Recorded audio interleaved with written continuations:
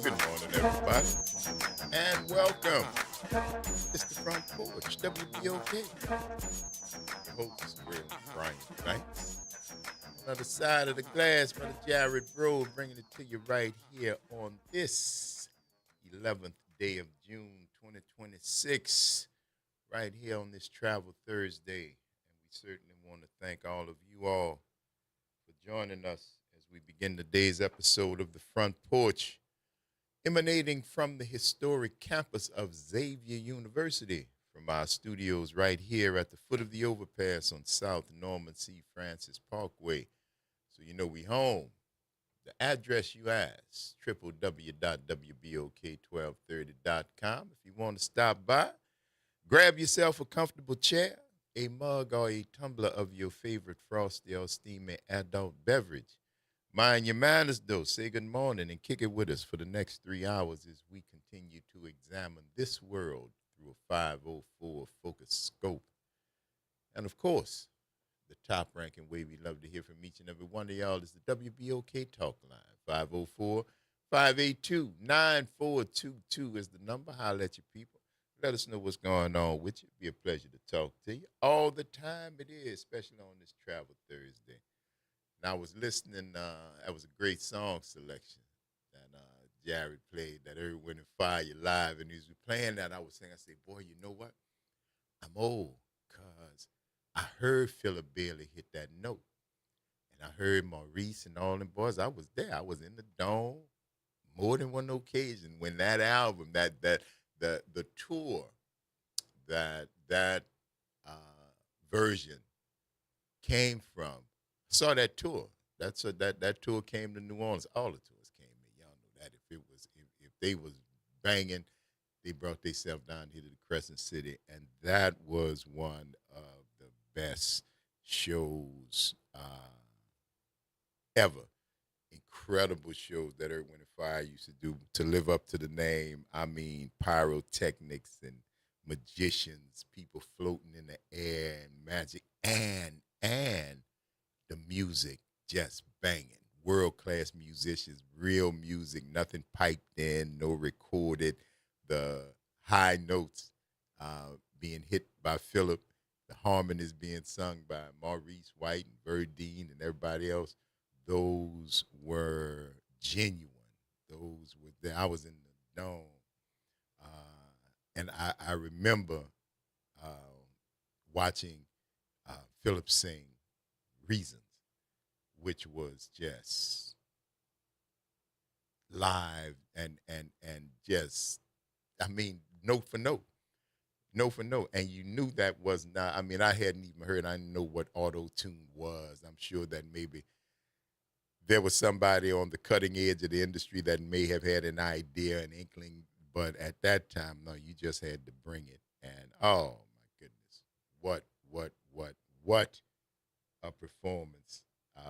The highs, the runs, just, yeah.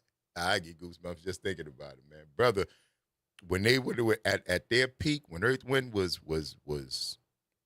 I mean, they were Earth, Wind, and Fire. That's, you don't need to say anything else.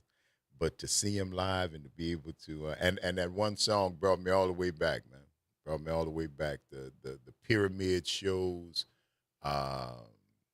the early Head to the Sky shows, because it went from that all the way to stuff blowing up, and just filling up the dome with sights and sound and music to the point where I mean nobody was sitting. Nobody in the place. It was infectious. A beautiful, beautiful memory. And when I heard that song to start the show this morning, it brought me right back there. So, yeah, I was in there. 504-582-9422. Good morning, Elwin. Good morning. What's happening? We're going to Chicago. Yes, sir. You're wrong. I'm wrong. That's turkey. There you go. But it's all right. It's good to hear from you. Why you thought we was going to Chicago? Earth, Wind and Fire is from Chicago. So that's now you thought we was gonna make it that easy, Elwin. Honestly, come on, cousin.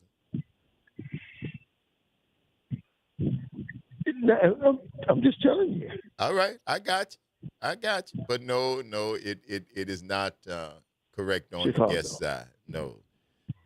All right, what you got up this morning, man? Nothing.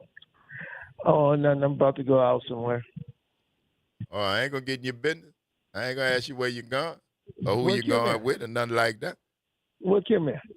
Why, that's your business. Why, that's your business? Because she usually be on the air with you. Yeah, you usually don't talk to me till later in the day. Sometimes unusual stuff be happening. That's a good idea. What's a good idea? You gonna go do some unusual stuff? No. No? I ain't getting into no unusual stuff because that means maybe it's usual for you. No, I'm not gonna get into all of that. Yeah, all right. But anyway, how you doing? I'm great, man. I am great. It's a beautiful day in the neighborhood. Started off with that Earth, Wind and Fire, man, and it put me back in the place where, dude, we was young and in the dome, 70,000 people, 60,000 people, and everybody vibing. It might have had a fight, probably not, but that usually was during the other festivals. But when Earth Wind was there, man. Guess what? I missed them when they first came down here with Denise Williams at the Dome. Oh, man, yeah. Yeah, when they came down back, that's way back. Oh, that's way I was. That's the shows I was talking about, man. That's the New Year when the New Year came in. They came here. They came here with Denise Williams. Yeah. That was the show I missed. Hey, bro. Listen, I've been blessed, man. I saw Denise, all them, bro. When Earth Wind was here, dude. I don't even know if there are concerts like that. But then again, it might not be bands like that. So you got to appreciate the fact you had it. I kind of feel sorry for the folks nowadays go see a concert and there's 2 or 3 dudes in the turntable. And, it's cool. I ain't hating on nobody, make your money. But, man, I remember shows, dude. I remember like shows, man. Right, real show. Yeah, real for real, man. Like that was an industry. Now, you know what? On some level, it probably still is because that was an industry where people put together, constructed stages, constructed backgrounds, made it so that whatever the artist would imagine could actually be. When you see it probably during the Super Bowl. Right. And that's what you see. You see it during the Super Bowl. Pyrotechnics and none of that stuff, right? What you say? Pyrotechnics is out. Say that again. The pyrotechnics. Yeah. I mean, they used to have that outdoors, but when I think it was a group that died with the pyrotechnics that was inside, and it was I think it was a rock group. Oh yeah, it set the ceiling on fire.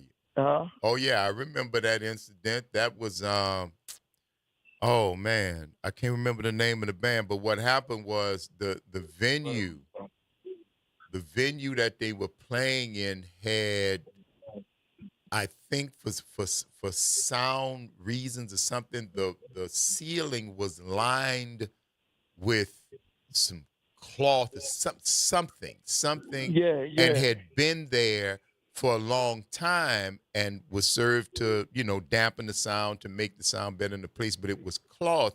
And since it had been there that long, it wasn't tested to be fire retardant. And so this band came in, and when they did their pyrotechnics, it ignited the entire roof of the place. That was a Right, tragedy, and man. I everybody, I think think several. everybody died except the bass player. Say again. I think everybody died except the bass player because everybody was trapped in there. They were trapped. They were trapped inside there. The band, the crowd. Yeah, that I remember that, man. I remember that, and I remember because some show did a, you know how they with the computer um, animation, they'll show you a reenactment of what happened. And I remember they showed that the way that it was set up, the fire spread like, and Like by the fire. time you It spread like realized fire. that there was a fire, it was too late. Yeah, it was too late because everybody was trapped except the bass player, and I don't know where the bass player was, but he Got out. Yeah. He didn't get hurt. I think he got injured. But I think he turned out to be okay. Okay. Yeah, I remember. I don't remember the name of the band though, but I do remember that incident some years back, man.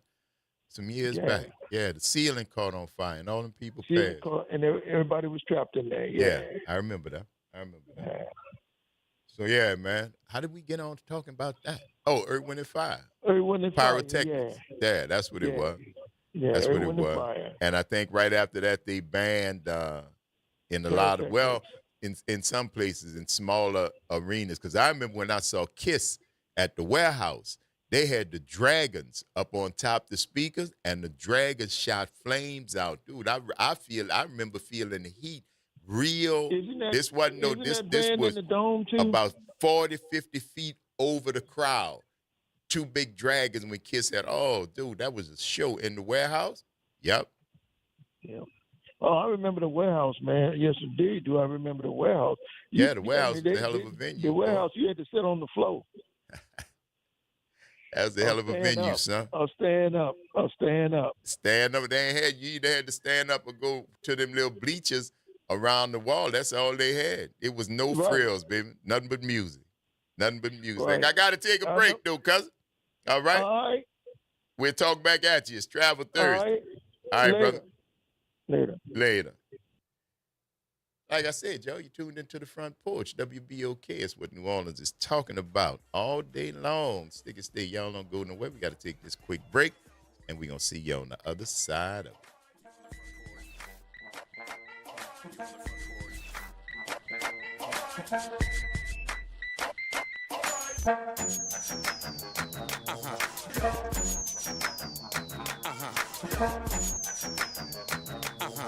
Norman Robinson is back. Can you hear me now? And he's taking no prisoners. Can you hear me now? Each weekday, Norman Robinson brings you commentary with Off the Top. The incident was shocking, disturbing, disgusting, disappointing, and sad. Each weekday, Off the Top with Norman Robinson is heard exclusively right here.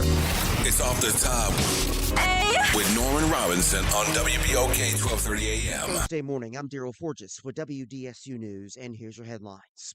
This morning, at least one of the 5 suspects accused of opening fire at a New Orleans nightclub is expected in court. Michael Clavo is charged with second-degree murder in connection to the shooting at the Republic nightclub that left 1 dead and 12 others injured. His bond was set at $675,000. Now, it's important to note that within the arrest warrants, none of the 5 suspects are definitively defined as the shooter. A search continues, for suspects wanted in a senseless shooting death of a Sophie B. Wright graduate. New Orleans police say Fernand Woolens was shot and killed in Tremay last month. Police say he was at a high school graduation party when he was killed. NOPD says they arrested William West Jr. in the shooting.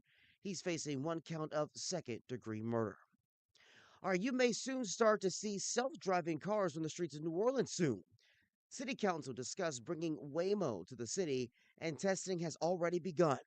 Right now, Louisiana only regulates commercial autonomous vehicle use, which the rideshare cars don't fall under, and the city has regulations concerning drivers of rideshares.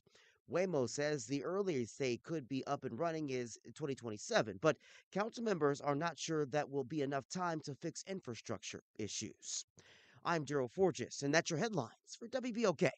The New Orleans Jazz and Heritage Foundation is the nonprofit organization that owns the New Orleans Jazz and Heritage Festival presented by Shell. With the funds generated from Jazz Fest, the foundation invests in Louisiana companies through economic development, cultural enrichment, and free educational programs.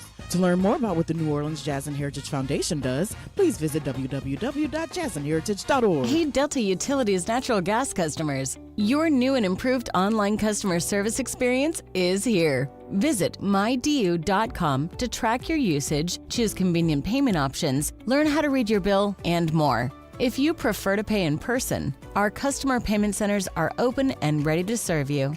Delta Utilities at mydu.com. That's mydu.com.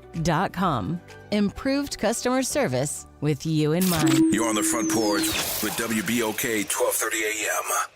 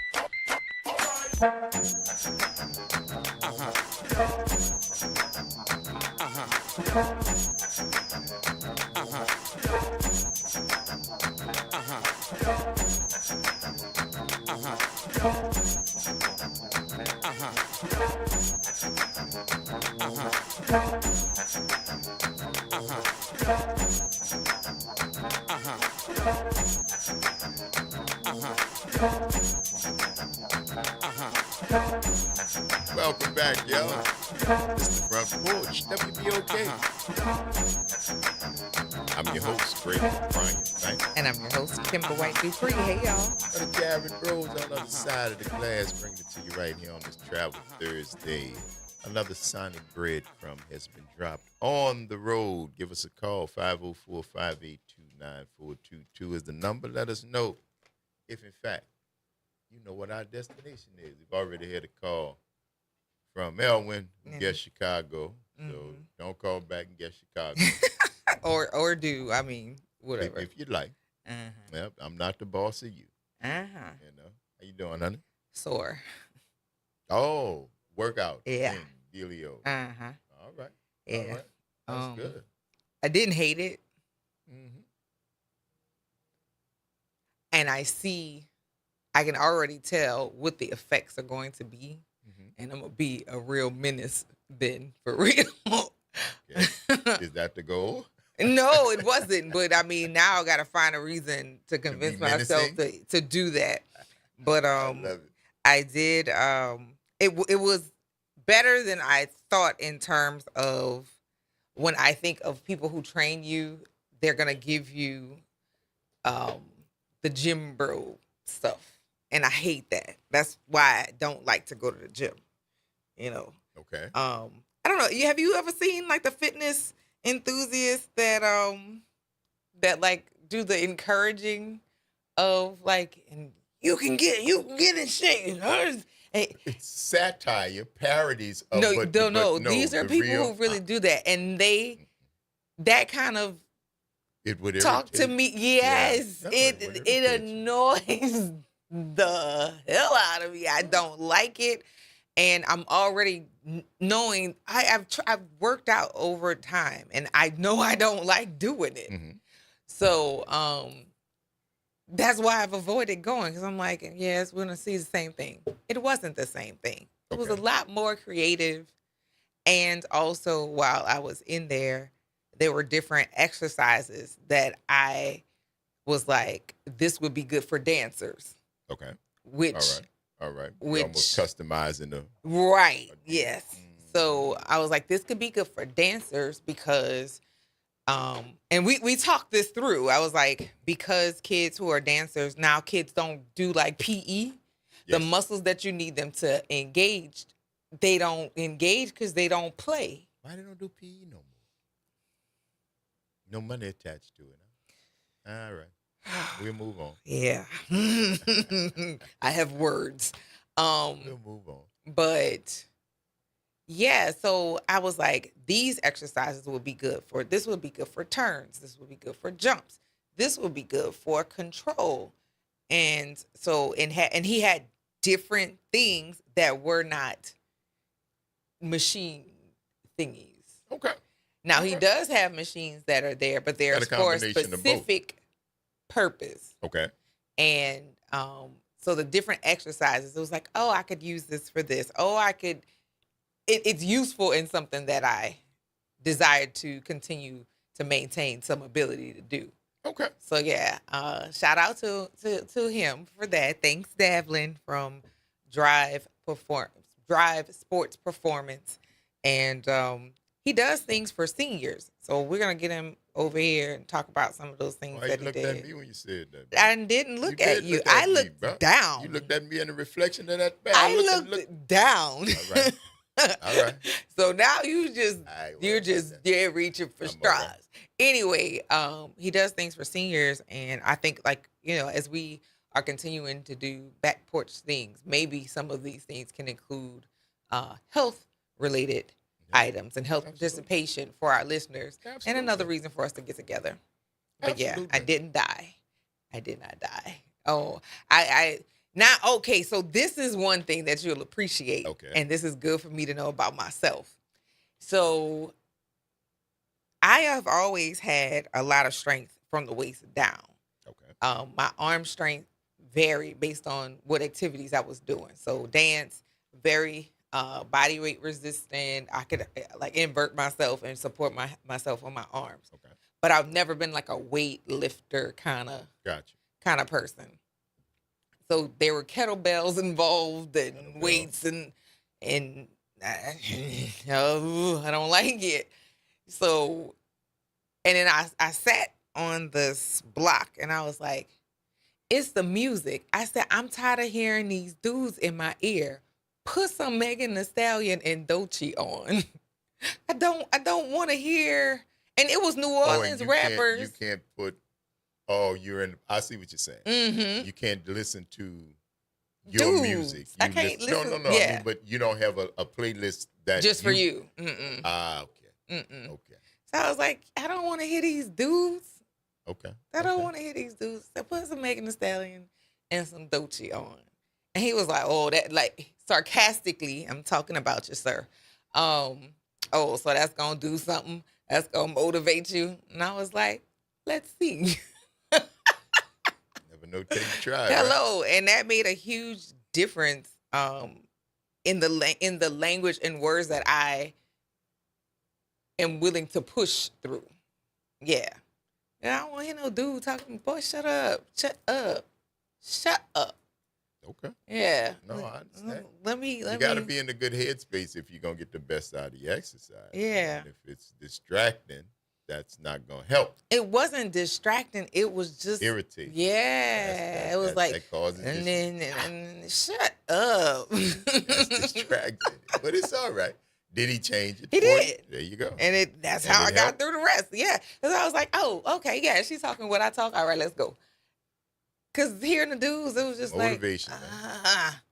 So, well, whatever works for you. That's the whole key, man. If it keeps you there and keeps you going and helps you to make it through to the end, perfect. Play who you want. Alvarado. You know? Listen, I've said whatever gets you through it. I believe in that. Yeah. Whatever gets you through it. What motivates somebody else may not work for you. Yeah. You know? Cool. So. But, no, we glad you made it. Made it through. Good Lord. Yeah. That's all right. There's a lot going on.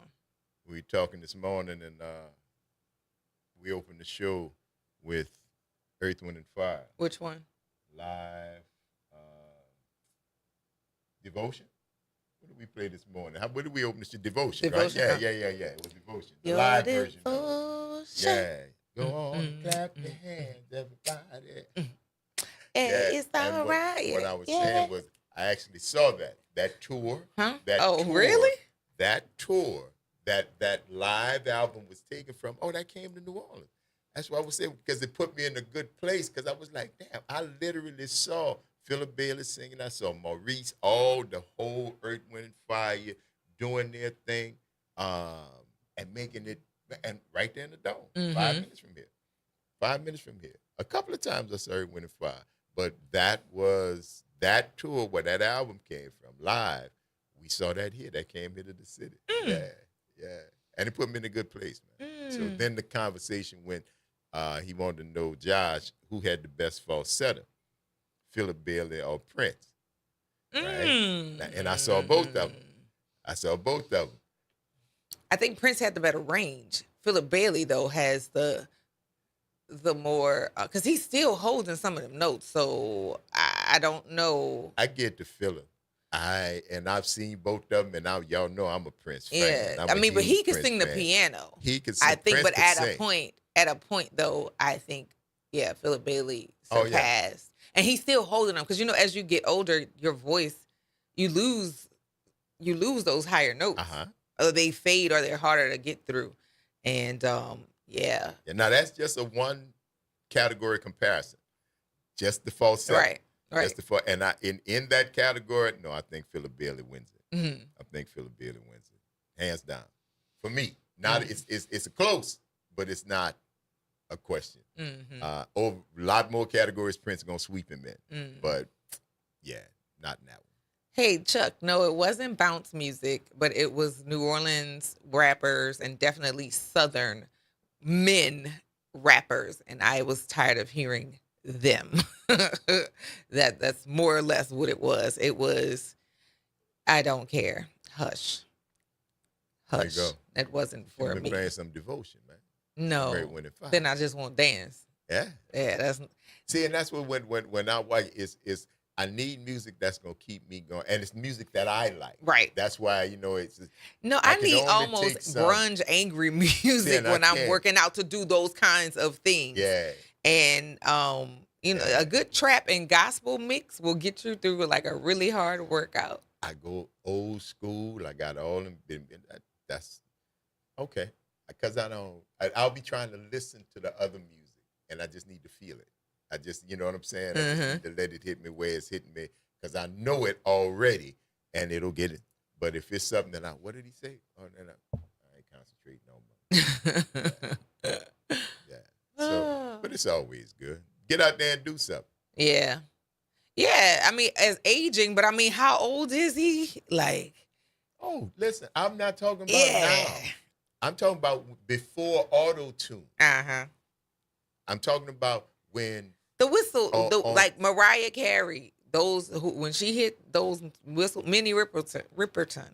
God bless the dead. Yes, one of the best right there. So boy. As you get older, it's just your voice starts getting deeper. Like it starts closing, like limiting how high you can go.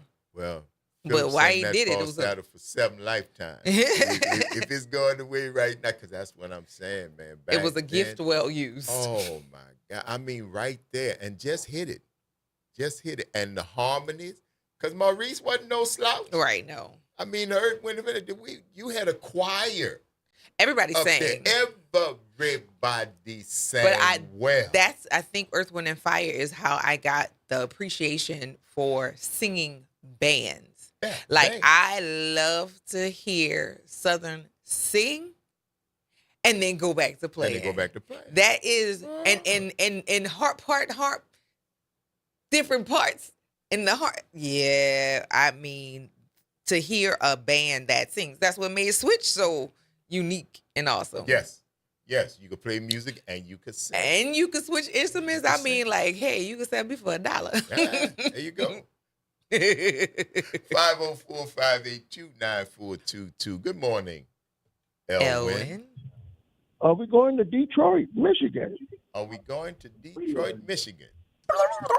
That's Turkey. You want to say good morning and people you asked about before when you call? Good morning, Kim. Good morning, Elwin. How are you this morning? I'm doing just fine, Kim. Very good. I bet you're doing fine too, right? Yes, I'm sore. I'm not bad though. Well, guess what? Now you learn. Now you know what it is. When I went to physical therapy, because I was sore for a long time before I started. You still sore? That's a different thing there. But anyway, my muscles were sore when I first started working out. All right. But I work out every 3 days. Every 3 days? 3 days. Every 2 days. I mean, I take off 1 day and then between. I go back the next. So every other day. Every other, yeah. But I'm not sore anymore. So the muscles is not sore. Well, that's good. It's time for you to increase your intensity. You still doing that, bro? That was when you was in PT. Yeah, I'm still doing my PT at home. Oh, you still doing it at home? Oh, all right, good. Yeah, well, keep getting stronger, bro. All right. Call us back if you think of where we going. I will call back again. We'll be right here. Later. 504-582-9422. Roburn, what's happening, bro? Yeah, morning on Mr. Banks and Miss W. Dupree. Good morning. How you doing? All right. Yeah, I don't really have an answer for the Thursday y'all got, but when y'all was talking about music, like when I was listening to the songs, either singing, I know like with vinyl records, some vinyl you actually got the lyrics with it. I would say, do y'all know what kind of effect, since they got lyrics that show on video now on the internet, that they actually give you the exact words of the songs? How they have an effect on y'all now? No, I wasn't familiar with that. Where did you say that's at? Oh, well, I see like say on YouTube, like y'all broadcasting right now on YouTube, one of y'all broadcasts. Some people actually put lyrics of the songs, like mainstream songs. Yes. I know, like when I used to be singing or just listening to the music, I'd be thinking they saying a certain thing, but they don't. But when I actually look at the lyrics, I say I didn't know it was actually saying that. For years you've been singing the wrong word. Oh, okay. Yeah, you've been making up your own lyrics. when you Yeah, think 'cause I something got a it gets collection stuck in of your vinyl head, though, records, you too. keep singing until you see it, and then maybe you'll change. Maybe. Yeah, because it messed me up with a song with Casher be saying about a song called "Turn Me On." I thought they were saying "Turn Me Out." Oh. And did you know that the Mama Say, Mama Sa that we've been saying the whole time, Mama Say, Mama Sa, Mama Kusa, it was, I'm going to say it one more time, I'm not going to stop. Yeah, that tripped me out, though. Because a lot of people because how many times he you has have to to listen to the song to enunciate even better. get it. Oh, y'all singing, Mama Say, Mama Sa, Mama Say. We are conjuring the spirits with the Mama Say, Mama Sa, Mama Yeah, because I know sometimes that was an African American spiritual right there, because we said it for decades. Yes, indeed. Yeah, well, thank y'all. I know CDs and every vinyl and cassette tapes didn't have lyrics that came with them back earlier. But that's all I had for today. Yeah, albums. See, I remember albums had liner notes that often had the lyric. So, yeah, that's beautiful. It's beautiful. It's a good memory, man. Thank you for that, my brother. Enjoy the rest of your day, you hear? You too. Y'all too. All right, have a good one. Yes, indeed, man. I'm telling you, we are bringing in the ushering the spirits with Mama Say, Mama Sa, Mama Kusa, Mama Say, Mama Sa. I mean, and everybody was saying that, and he never ever said anything. He was like, all right, if that's what y'all say, is it But I'm going to tell you, we went to Spike threw a birthday party for Mike right after he passed, the first one, and invited us up. Ash was a kid. Jalen was a little girl. We went up there, man, family. And we was out at this big old block party in Brooklyn, man, Mike. And he had signs that was actually printed, happy birthday, Mike. And on the back it said, MAMASAY, Mama Say, Mama Say. And just when they say I'm falling, I said, but you ain't the lyric, right? Listen, dumb, man. But that's what everybody knows. But that's not the lyric. No, that's not the lyric. Not. And I'm sure I was over 30 before I found that out. Have the what I know it's probably stored somewhere. I can see it is black with red, right? I was looking cardboard. I'm telling you, man. I think Jay was 2, 3 or 4, and she out there. Teach the child wrong at an early age. There you go. They'll never go right. Oh my goodness! And we'll stand on it. Stand on it because you've been doing it. Yeah. My daddy taught me that song. You understand? You tuned into the Front Porch, y'all. WBOK is what New Orleans is talking about all day long. Don't go nowhere. It's Travel Thursday. Sonic breadcrumbs have been strewn. Where we headed? See you on the other side of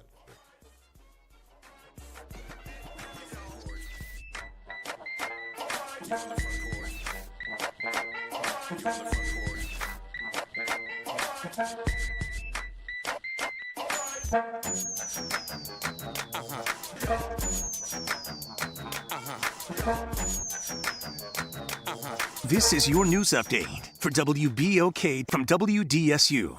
For all your news and weather, watch WDSU News, New Orleans' leader in live, local, late-breaking news. Today at noon and 4 p.m. Mostly sunny skies and hot again. Highs reach 89 to 95 degrees, but we'll be feeling like 100 to 105 today. We could see a spotty shower or two. Not likely, but there is still that chance. Lows for tonight, 73 to 78. Another hot day for your Friday with highs 89 to 96. Again, feeling like 100 to 105.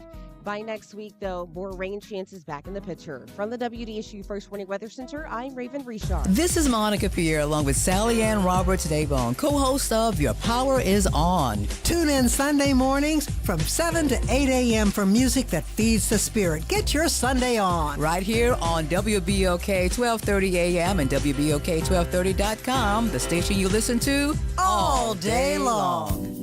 Did you hear the news? Dr. Clark's 101, The Living Classroom, has a new time. Catch us now every Wednesday at noon. Same program, same great conversations.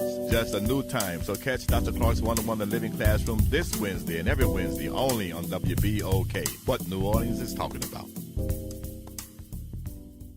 You're on the Front Porch with WBOK 1230 a.m.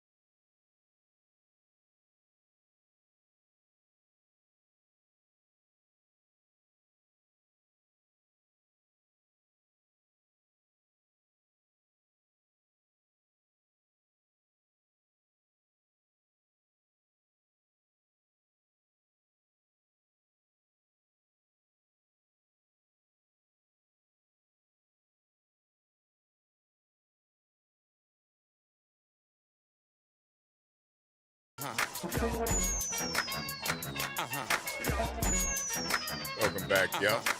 It's the Front Porch, WBOK. I'm your host, Raylan Bryant Banks. And I'm your host, Kimber White Dupree. Good morning, y'all. Brother Jared's on the other side of the glass, y'all, right here on this Travel Thursday. The boss, the late great Clarence Clemens, rocking that saxophone on there. Yes, indeed. Mm-hmm. Bad young man right there, man. Rest in power. Mm-hmm. Yes, indeed. 504-582-9422. What do you say, Elwin? We're going to New Jersey.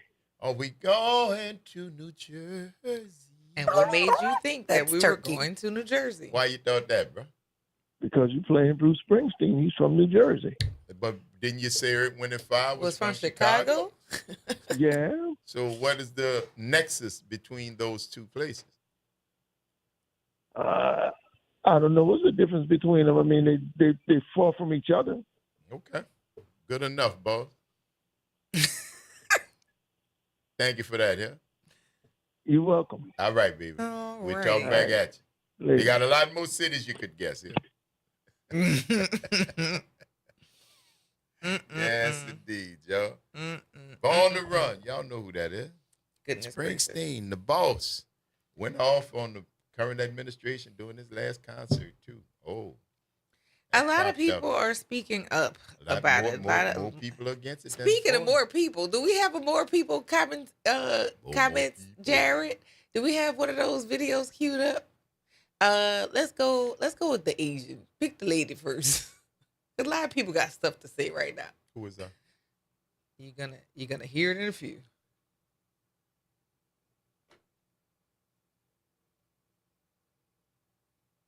Americans in this moment trying to rehash the anti-Black propaganda campaign known as Stop AAPI Hate. So let's get a few things straight. First of all, yes, there was a significant spike in anti-Asian violence and anti-Asian sentiment earlier this decade. But no, it was not primarily coming from Black people. And you can confirm this yourself by looking up the FBI crime statistics. And if you want to look more into it, it was also debunked by Asian Americans Advancing Justice, who found that the fear-mongering mailers, ad campaigns, and viral videos going around showing Asian Americans being attacked by Black people were coming from a Stephen Miller-led organization. And this was done by Republicans ahead of the 2022 midterm elections to gain Asian American votes by associating Black people with the Democratic Party and pretending that Republicans are the only ones who are going to care about Asian Americans and Asian American safety. Now I say pretend because this is Stephen Miller, who is the current director of Homeland Security, who is working his hardest to restrict visas from Asian countries and to deport as many of us as he can. So keep in mind that when you repeat anti-Black Stop AAPI Hate propaganda, you are not supporting Asian Americans and you are not promoting Asian American safety. You are only supporting this piece of shit Segway, who views the Hart-Celler Act, the Immigration Reform Act that allowed many of us to come to this country, as a tragedy. He has called it ruinous for social change in America because it removed the 1920s immigration restrictions that excluded us from the United States as necessary. Put simply, Stop AAPI. So yeah, people have a lot of stuff to say. Well, people talking. Yeah, but that's facts. That's what happens when you research. That's what happens when you be a critical listener or a critical receiver of information. The programs that she talked about, the individuals she talked about, have public records. That's what she looked at. But if you're just going to react on the surface, which is what they're hoping. Yes. That you'll just react on the surface, that we'll get you, that you'll get mad, that you'll get X, you'll get Y. They know what buttons to push, and when they push them on you and you allow that to happen, I'll put inputs again, you allow that to happen, then you react in the way that they want you to, which will ultimately lead to your detriment because you weren't critical initially.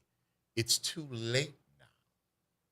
I mean, it's never too late to change. It's never too late to come together and try to make some change, but it's too late to talk about that because without using that as a lesson, without using that instance as a lesson, I don't care about your angst.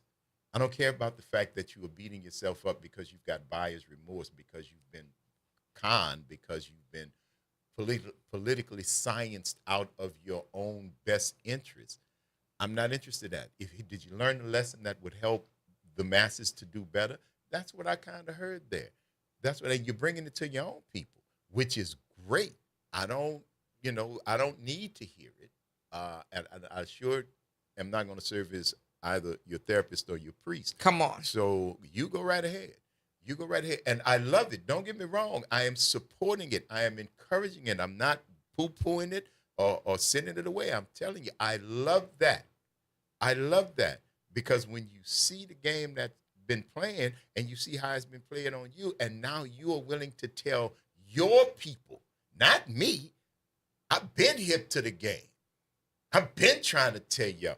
You just didn't have a problem with it long it was being played on me. It wasn't you. But now you see, so that's good. Tell your people, get them hip, make them understand that the divide and conquer has been working since this thing started. And if you're not critical enough to see through it, then you'll be in this position to say, well, remember when I was, now I know better, and I wish I'd have done better. That's great. I wish you growth, I wish you peace, and I wish you find a way out of this whole thing that is going to be beneficial to everybody. But your angst, God bless you. Yes, there we go. That people. Who was that lady? She was a social media influencer, and it's a lot of Asians now coming out to speak about what's happening. Because they know there is no middle ground. You will be used. You want to study history to see how we were used against each other because we look like, you want to see how divide and conquer works? Look at Europe.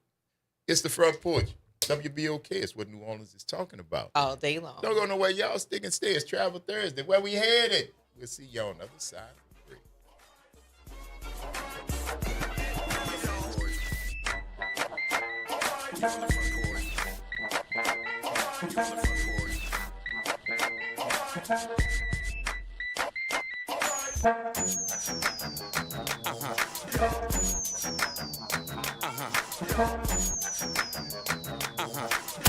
From the campus of Xavier University, WBOK Go and Equity Media Station.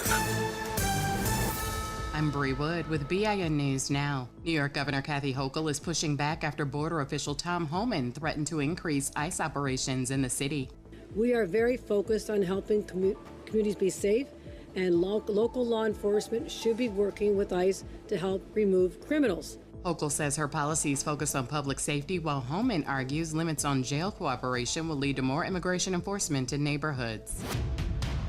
A federal appeals court is raising concerns over Alabama's use of nitrogen gas in executions. Judges say the method could cause intolerable suffering and ordered a lower court to consider alternatives, though they did not block a scheduled execution later this week. And Lamar Richardson is celebrating a historic win at the Tony Awards. The 33-year-old became one of the few black lead producers to win Best Revival of a Musical for Ragtime. Get BIN News Now on demand 24/7 on the iHeartRadio app. You're on the Front Porch with WBOK 1230 AM.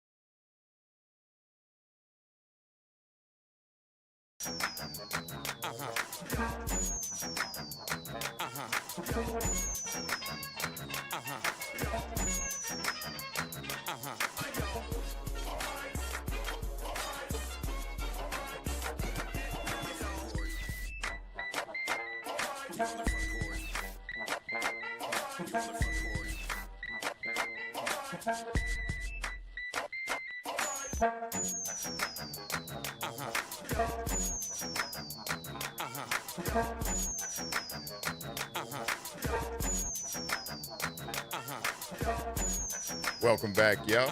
It's the Front Porch, WBOK. I'm your host, Raymond Bryant Banks.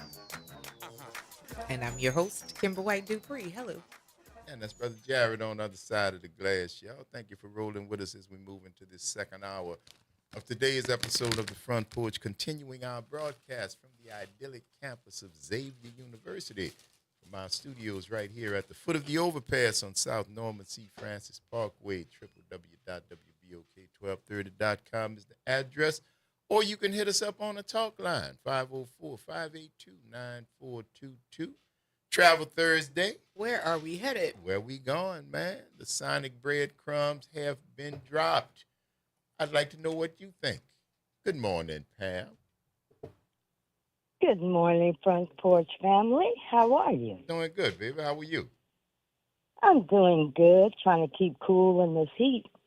Yeah, you're right. Good luck. Let me know how that worked out for you. Yeah.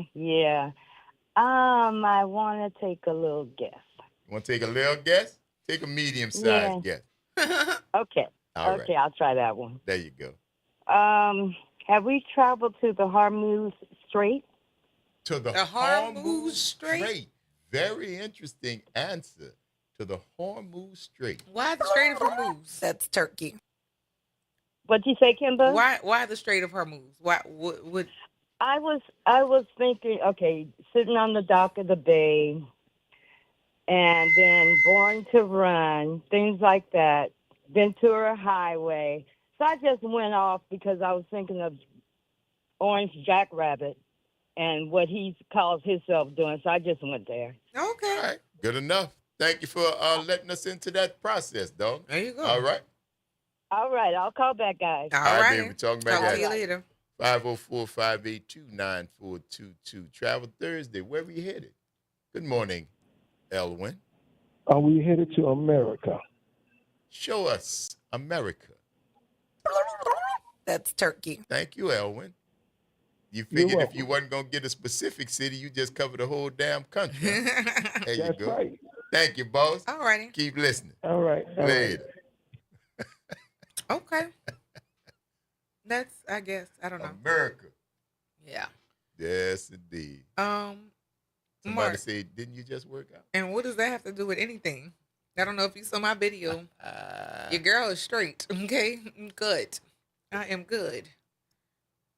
So, yeah. No, Yes, indeed. This is for different reasons, and I'm going to be a real menace. You're going to be a menace in a minute? Mm-hmm. It's all right. Mm-hmm. That's all right. Yep.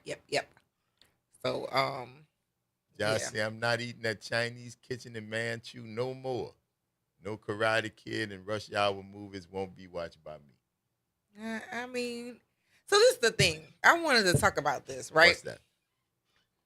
When I say things about groups of people, the people who know me know I'm not talking about them.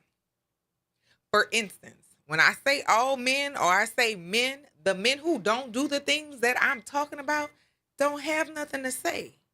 It's the men who actually do or have stood by other people who do those things. So, hit dog holler, I guess.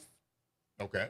Yeah, so, I speak in generalizations just because it applies. But again, most people, they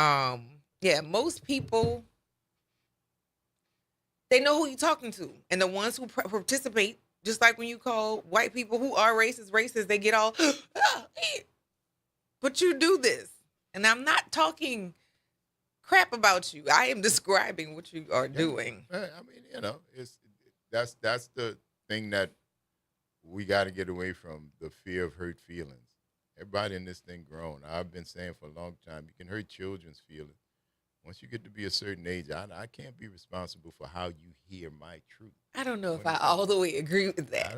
I can't. Considering my own feelings. I love you, but I'm going to be truthful with you before I am concerned about how that truth makes you feel, if that makes any sense. Yeah. I'm going to be truthful with you, and I'm not, I don't, just what you were just saying. If you know me, you know me. You know my intent is not to hurt. You know I'm not punitive if we're talking about something, but if my truth is going to get to a point where it makes you think or makes you feel a certain way about something that you did that I mentioned, then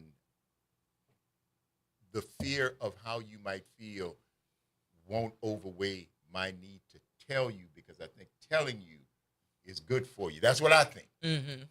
Could be wrong.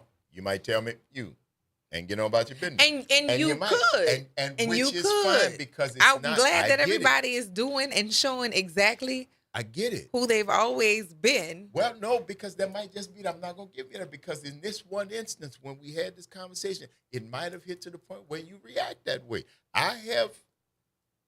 People have taken 3 months off, 4 months off from me. Okay. After a conversation, right, whereby I expressed my feelings, right, in a particular way, and 3 months later, hey, what's happening? Not much. What's going on? How you been? Like we talked yesterday, because the fact you called me back, I know, and it's fine, because I'm not going to lord that over you either, because that's not what it was about. That's nothing. I told you something, and we're going to keep on going. How you been? And you know me. If you don't, you should, because the first thing I'm going to say, hey, what's happening? I'm all right. You good? So you ain't mad no more? This is what I do.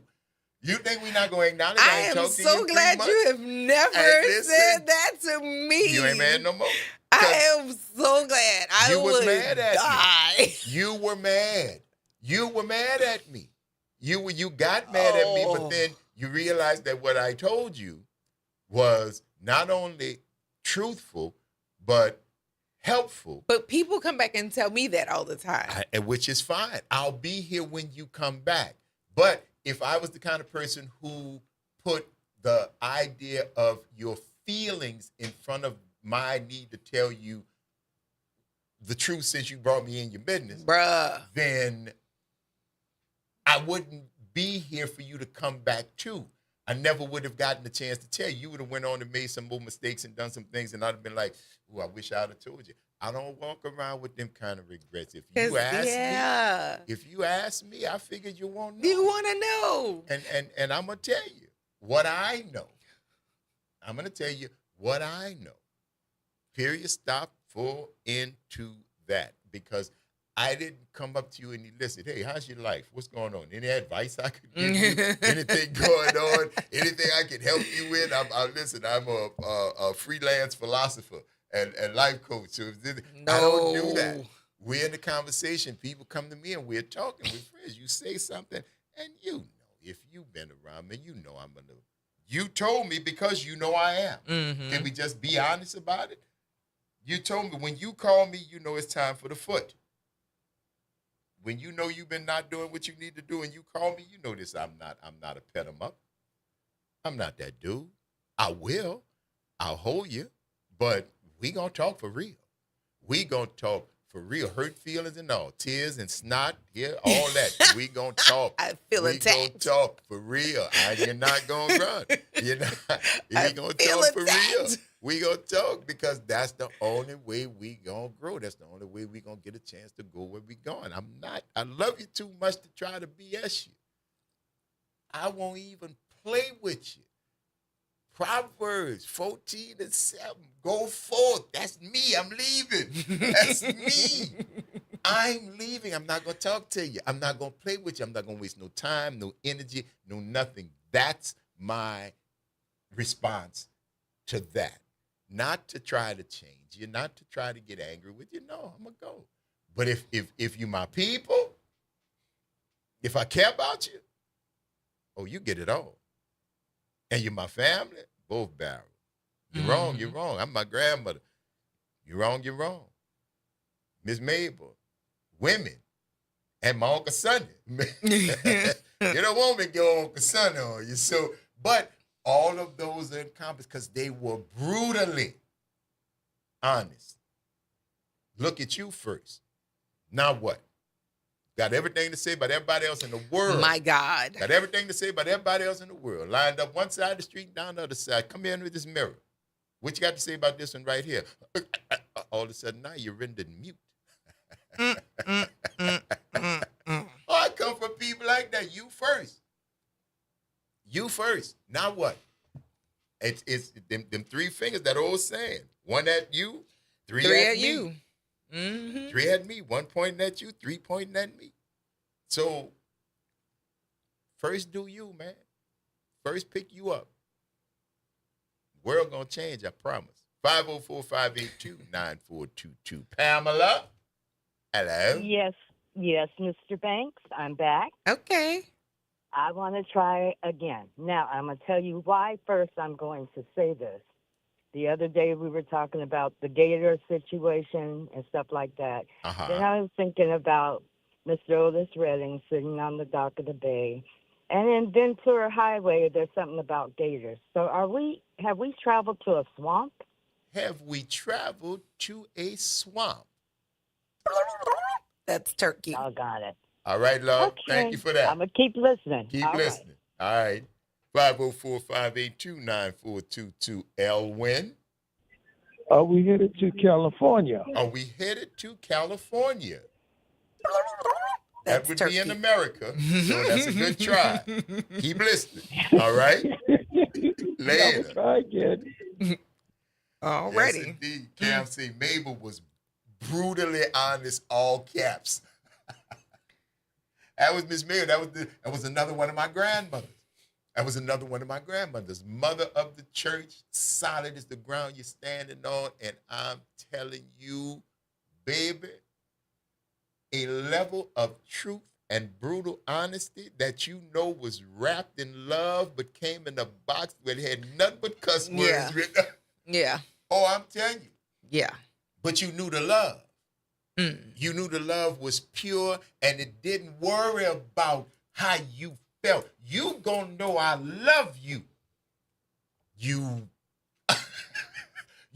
gonna know this because what you're doing is wrong. What you're doing is bad for you. And if you too stupid to and you gonna get that not because I want to do this, not because I woke up hoping I'd get a chance to cuss one of my children out, one of my grandchildren out, one of the kids that I have a direct line in raising. That's not why I woke up and the purpose that was put on me this morning. I'm doing this because you're making me do it, because you are doing things that you obviously can't see it. All your friends and your little people around there is too scared to tell you.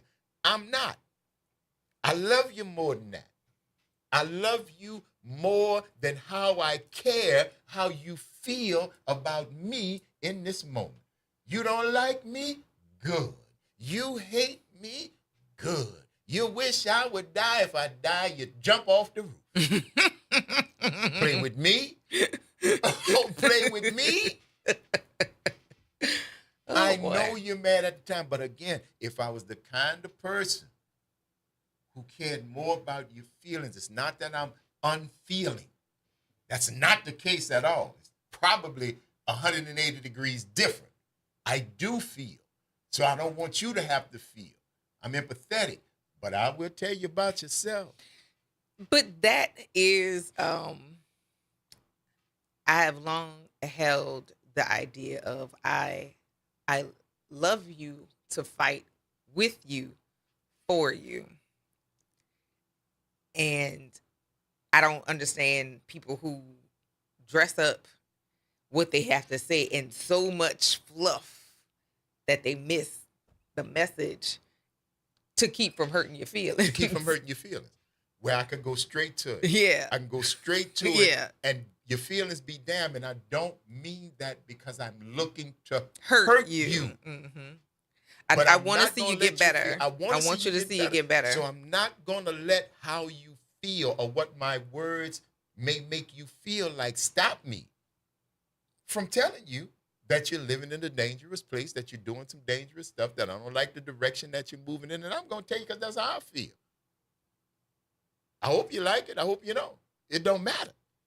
Please understand that. I'm going to tell you because I care, and this is my way of showing that. But no, I'm not going to just sit back and just, no, that dog don't hunt, Black. That is not going to happen. And it's also leaving me with the responsibility of having done nothing when I had the opportunity to do something. And I'm not going to pull that burden. I'm not going to pull that burden. I don't believe in no coincidence. If you came to me, then something's supposed to come out of me that's supposed to help you. And it might not be pretty. Because my Lord cussed. I don't know about yours. He cussed me. And I get it. I get it. Yeah. I get it. I don't have a problem with it. Because I know his love for me is real. And if you got a problem, I got a plethora of cuss words. And some of them might slip out when we talking. But if you concentrate on the cuss words and miss what I'm telling you, I lost you long time before now. Mm-hmm. Long time before now. So that's where I'm at with that, man. I'm not going to spare your feelings in lieu of my sharing the truth as I see it with you. Love you too much for that, beloved. Love you too much for that. It's the Front Porch, y'all. WBOK. It's what New Orleans is talking about. All day long. Don't go nowhere. We got to take this break. It's Travel Thursday. Where we headed? We're going to see you on the other side of the break.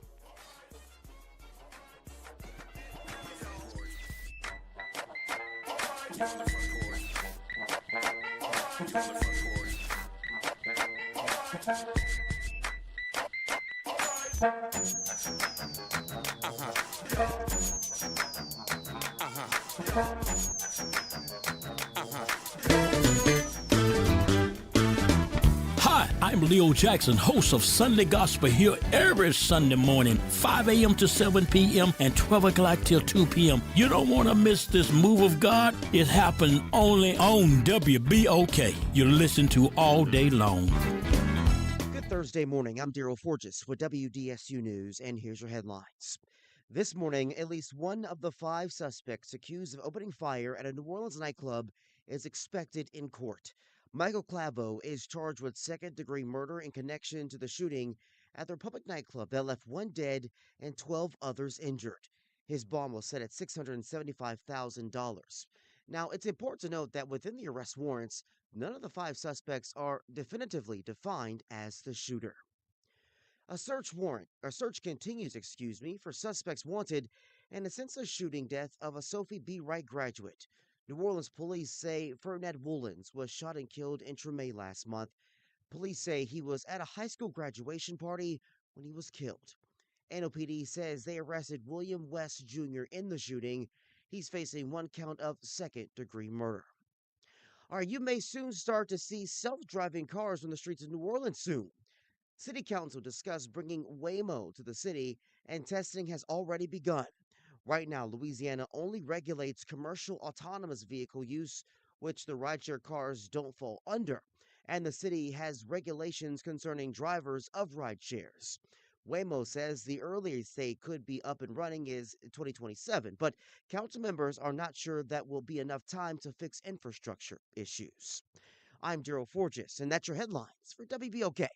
Have a great day. Step back in time and experience the moments that shaped our world at the National World War II Museum, located in the heart of the Warehouse District in New Orleans. This world-renowned museum brings history to life, telling America's story in the war that changed everything, why it was fought, how it was won, and what it means today. From immersive exhibits to powerful personal stories, this is more than a museum. It's an experience. Plan your visit today at nationalww2museum.org. World War II Museum, where history lives. The Ron Kelly Show. Real talk, bold truth. Tune in for your weekly dose of unapologetic conversations that don't dodge the truth or dilute the message. Stay informed on the issues that matter most on The Ron Kelly Show. Every Monday at 7 p.m. on WBOK 1230 AM. Did you hear the news? Dr. Clark's 101 The Living Classroom has a new time. Catch us now every Wednesday at noon. Same program, same great conversations. Just a new time. So catch Dr. Clark's 101 The Living Classroom this Wednesday and every Wednesday only on WBOK. What New Orleans is talking about. You're on the Front Porch with WBOK 1230 AM.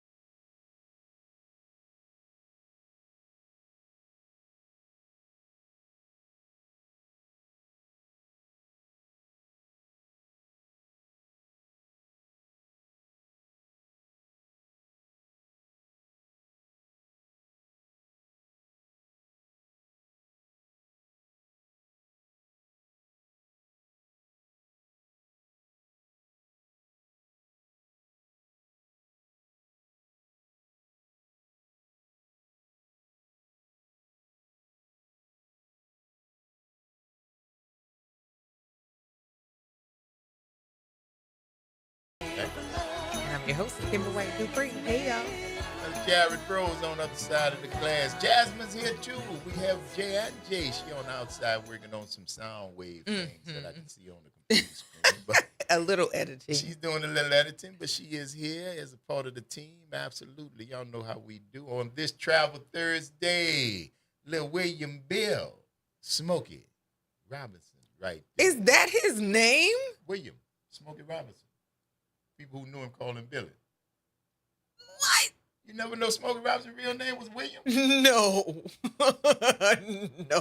What, you thought the man's Yes. name was Smokey? Yes. Come on, bro. Come on. I have never known that was his name. You really, in your heart of hearts, you're responsible for the education of generations. And you thought the people on this birth certificate Smokey? Yep. I did. I never knew. I never knew.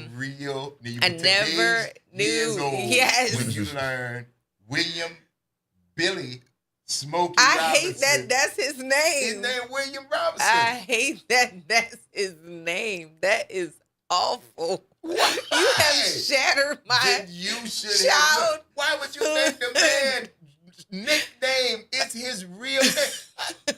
What mother would name their baby child Smokey? Yeah, you look down at your brand new baby boy. Madam, you gonna name the baby? Call him Smokey.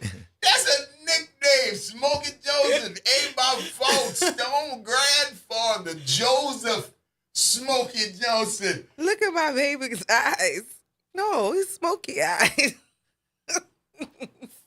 That's really scary. Oh my goodness. You really thought You have shattered my childhood. William Robinson. Yes, Cam. Yes, Cam. She thought his mama named him Smokey. You have shattered my entire where they at? Let me stomp on him. I'm going to turn him to dust. You ought to be ashamed of yourself. How could you think? I am destroyed. Teddy. I am destroyed. And I'm going to stop at Smokey. I'm going to stop because I am destroyed. I am really just taken aback. And he was a junior. I have never felt compelled to look up anything about Smokey Robinson to begin with, because the entertainers that I am really, really drawn to, I have researched them. You've heard me spout out facts about people that I love in music. I never cared to look up. I just thought his name was Smokey. I'm sorry, Cam. That's your sorrow. Cam, you got to call her off air. Have destroyed my childhood. I am so glad that I am so sad now. That bit of misinformation needed desperately because I am so glad you would have said that somewhere else where somebody like me who cared about you wasn't there, and it would have been ugly. That man, you'd have been on Jeopardy. What's the name of this guy who Rick Robinson? Smokey. We're sorry. Am so sad. I'm really, really sad. From the Miracles, his name was Smokey. The man Smokey. Mama didn't name him Smokey. It didn't say William in the Miracles. No, it said Smokey, his nickname. Like Teddy Pendergrass. You know his name. You know his name wasn't Teddy, right? You knew his mama didn't name him. Theodore. Now, see, we say that with such disdain. Look, you see how they do? Oh, Larry. Theodore. You see how they do? Theodore. Right. I am so sad, Smokey though. Makes sense. A given name. Okay. Yeah, I'm going with All that. right. Yo, Josh just been Kimber said Kimber is Elwin when she's hungry. Maybe. That means she got that workout in. She's I am It's, in pain. I am in pain. The man mama did not name him Smokey. I know this now, and I'm sad about it. 504-582-9422. Where we going, Elwin? Hey, man, I knew his name was Billy. Yes, sir. But Kimber didn't. Kimber didn't, No. right. So where we going? I'm going to say we're going to Memphis, Tennessee. Memphis, Tennessee. You're going to break the record of Turkish pretty soon here, man. Keep calling, all right? All right. Later. Where we going, Pam? All right, I'm going to try again. Don't feel bad, Kimber. It's all right, baby. You still young. You wasn't supposed to know by that. fake praise. That's what that is. That is a left-handed damned by fake praise compliment. But go right ahead, Pam. Okay. Maybe we're not going anywhere. Maybe we're just talking about the Grammy Hall of Fame winners. So we're not going anywhere. We're holding a conversation. That's turkey. Yeah, no. That's turkey. Thanks, Pam. Okay. All right. Bye-bye. Bye. Yes, indeed. Oh, boy. Now can we go? Introduce our company? Yes. Absolutely. Hey, Larry Thompson. How you doing? Known as the Shrimp Man. Mr. Shrimp. Mr. Shrimp 504 on the West Bank. Yes. With some of the best salmon on top of salad that you're going to get. I know this because I have had it. So there you go. What's going on, my brother? I'm all right, man. Hanging in there. You hanging in there? Yes, Don't sir. let go, cuz. No. Can't do that. Did you know Smokey Robinson's actually name was William? A little bit. You do that. Don't feel bad, though. You know, A little bit. See? Little bit. Smoky. Smoky eyes. The man Smokey is trying Robinson. to save your feelings. That's why he said, yeah, a little bit I knew that. Smoky eyes. No. Smokey See, Robinson. Anyway, Uh-huh. what you doing, baby? What's going on with you? Man, I'm cooling, man. What's happening on the West Bank? I can tell you this. I'm not a meteorologist, but it need to stop raining. But who is me? But other than that, man, you know, thankful that a lot of people showing love on the West Bank. All right. You know, shout out to the Marrero community. Yes. You know, Harvey too. They've been pulling up some of the people in West Wego, but And he even came. I've been there. That's how I know He about even the came. South. Yeah. From way over here, Yeah. Visa. Mm-hmm.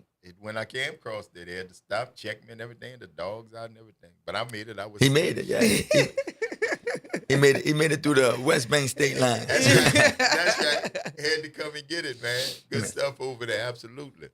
And so life is good with you? Life is life, man. It does that. It does that. But I've been holding my tongue for a little minute, man, and I want to touch on some topics, you know, that's been really getting to me. What's happening? Just bear with me if you can. Take your time, cause you know, for 4.5 years, I've been legitimately dealing with some litigations with 2 companies. Uh-huh. One of the companies was Rouse's. The other company is Inland Seafood. Everybody know my product, Throw It in the Pot, Flavor Enhancer. I introduced that to the world 2020. Made New Orleans Magazine behind it. 2021, I made the St. Charles Avenue Magazine behind it. And traveling with the product, going state to state, get a unique DM. The DM came from Marcy Nathan. We're from Rouse's, saying they're interested in having my product in their stores. Okay. By then, they didn't watch me go state to state from Missouri, Texas, Georgia, Florida, Tennessee, and Missouri. So they see me go to these locations where everybody buying the product. So they were super, super interested. And when I got there, amazed. They asked me, "Oh, well, can you do a pop-up at our location in Chapatoulas?" I'm like, now it was a freeze moment for me because I just watched what they had going on in the Capitol. So it was kind of like standoffish a little bit. But one of my good customers, he worked for ESPN, he was like, "Man, Mr. Shrimp, you know, I don't like what they did. I'm not with that, man, you know.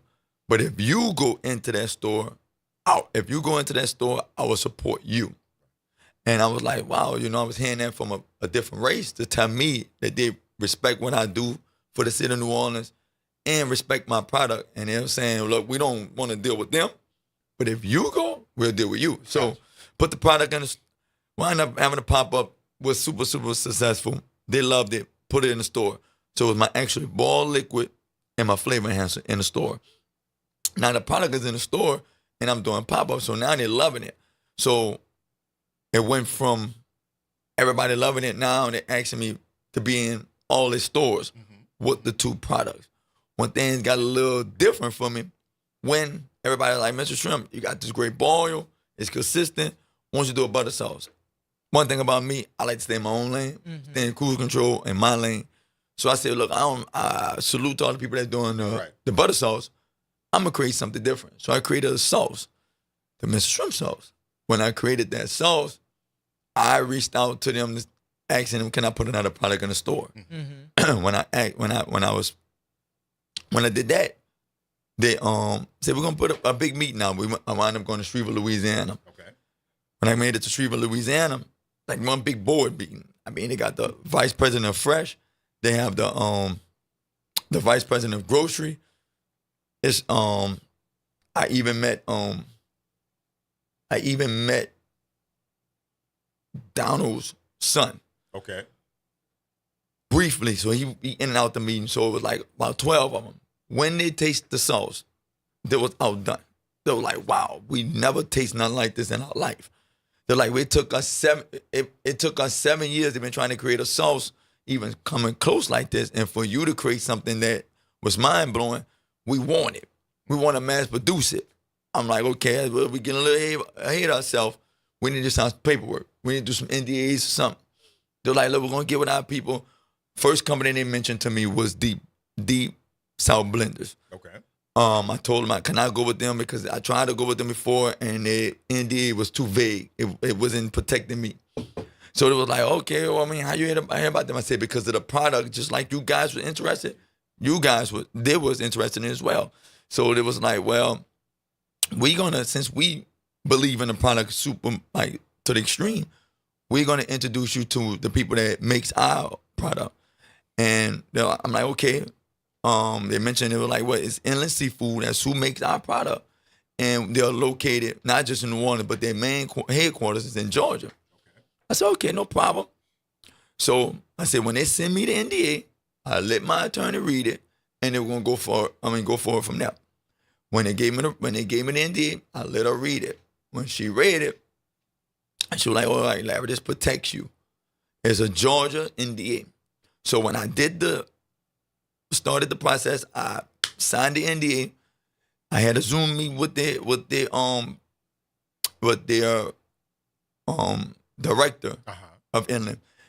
And when I talked to him on the Zoom, I stated to him very clear. I said, listen, I worked very hard with this. I said, I need you to protect this with your life. I said, it's not just a great product. It's universal. It's nothing like it. It's not just for seafood. You can use it on anything. Yeah. So he's like, okay. I could see in his face, it was like, like I'm blowing smoke up his behind. But then when we got to talking about the product, now I signed the NDA. I gave him my trade secret. They was telling me, Rouse was like, look, Larry, it's like a process. It's going to go back and forth. You're going to give them the product. They're going to send it to you if it ain't good. So they sent me the first sample of it. Mm-hmm. It was trash. I'm like, it must come close. I said, look, this don't taste like nothing I did. I said, look, this don't look like we're going to be able to do any business. So like, Mr. Shrimp, like, don't get aggravated. This is how it go. I said, look, if you want this to work, you will have to allow me to go to Georgia and show them how this go. They're like, all right, well, you willing to go to Georgia? Yes. I said, not only I'm willing to go to Georgia, I have customers. I have to go. And on top of that, I have customers out there would love to get product from me while I'm out there. So I drove in my red pickup truck to Georgia.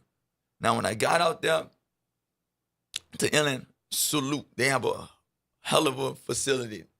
It was like, I saw a whole shark in the water, stuff like their building was magnificent. And when I got in the food part of it, demonstrated everything, the vice president come out. He said, I see why Rouses want this. Mm-hmm. He said, they've been blowing my phone up for us to sit there and do this product. I see why. He said, man, he shook my hand. He said, Mr. Thompson, he said, well, before I say this, he said, would you mind putting the product in another store? I said, listen, one thing about me, I'm from out the Seminole War. I'm a lawyer dude. I said, if another person believe in my product, I'm going to stick what they're doing until they do anything otherwise. I said, I understand and I appreciate what you're telling me, sir. He said, well, look, Rouses is in the southern region. Uh-huh. I'm trying to put you like in the east part of northeastern part of it, so it won't touch Rouses.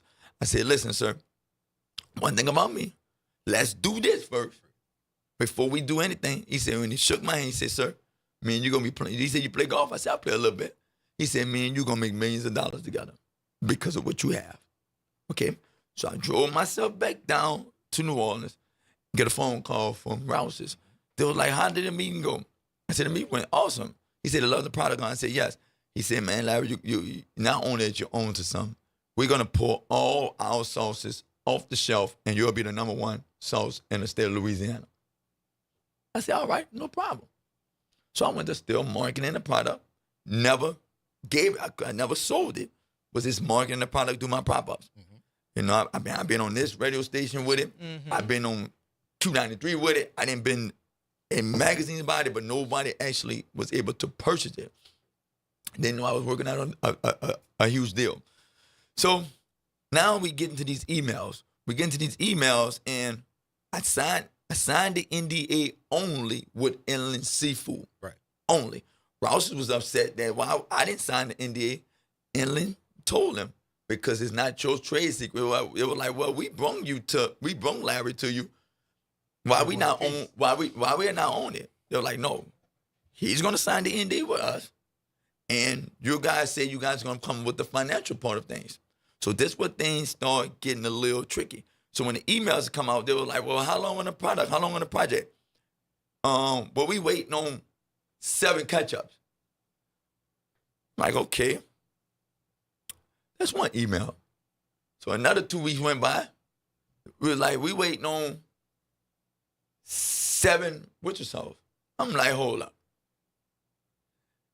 I said, these emails is going, and they're telling my product. So I waited 3 more weeks. I said, what's going on with the numbers? And then they went to breaking down more of my product to Rouse's. I said, hold up. So then I wound up going and getting legal representation to just negotiate negotiate the deal. When I did that, mind you, I got the flavor enhancer and the ball already in these stores. Already in the store. Already selling out the gym. Everybody buying it. To the point that I had a manager said to me, y'all buy something for $24.99? Now they say, yeah, and I'm buying 12 of them. They're like, you're going to spend $300 something. She said, that's my money.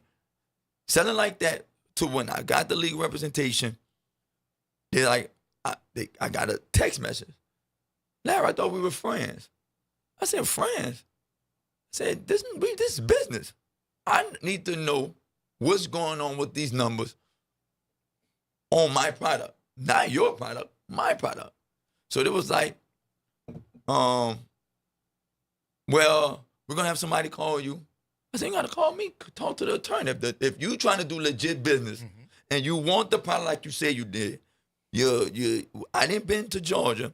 I didn't been in your facility. If you want to do legit business, go to the attorneys, get the deal, let's get it signed, and let's make money. Right. If it's about that.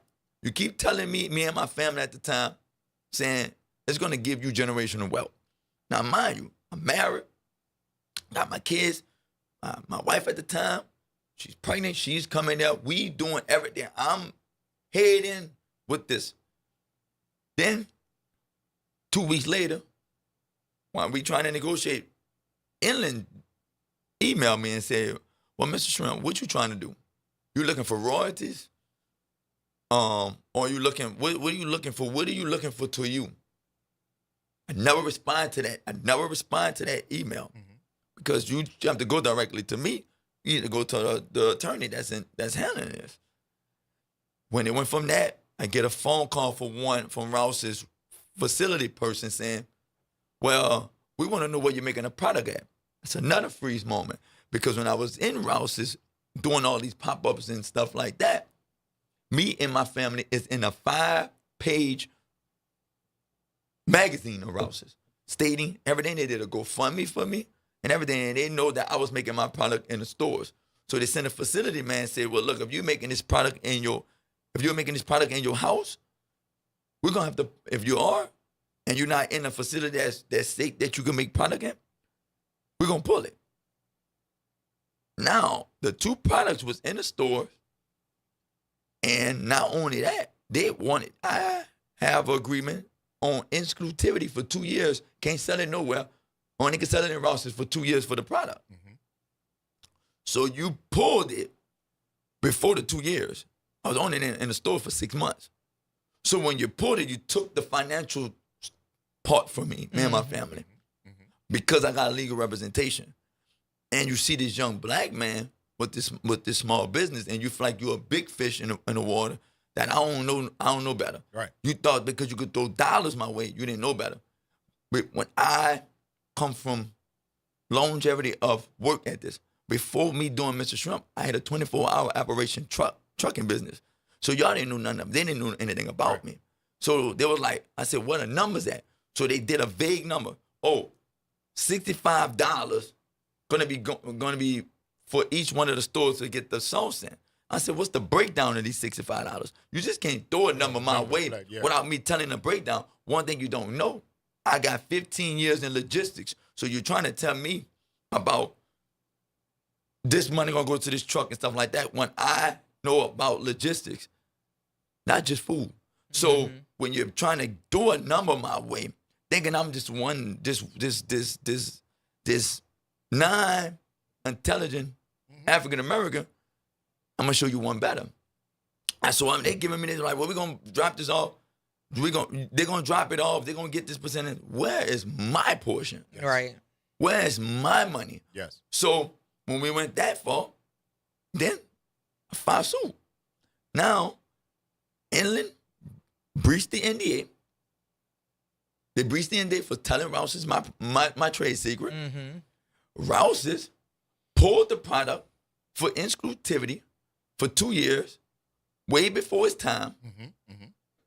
They didn't think when they did it, I was in depression. I didn't do no pop-ups or anything for 2 months because I was in depression. I was in my mind like, damn, I came this far and then built this business from out my backyard, and now I've got somebody like them trying to hurt me. So in my mind, I'm like, God, help me.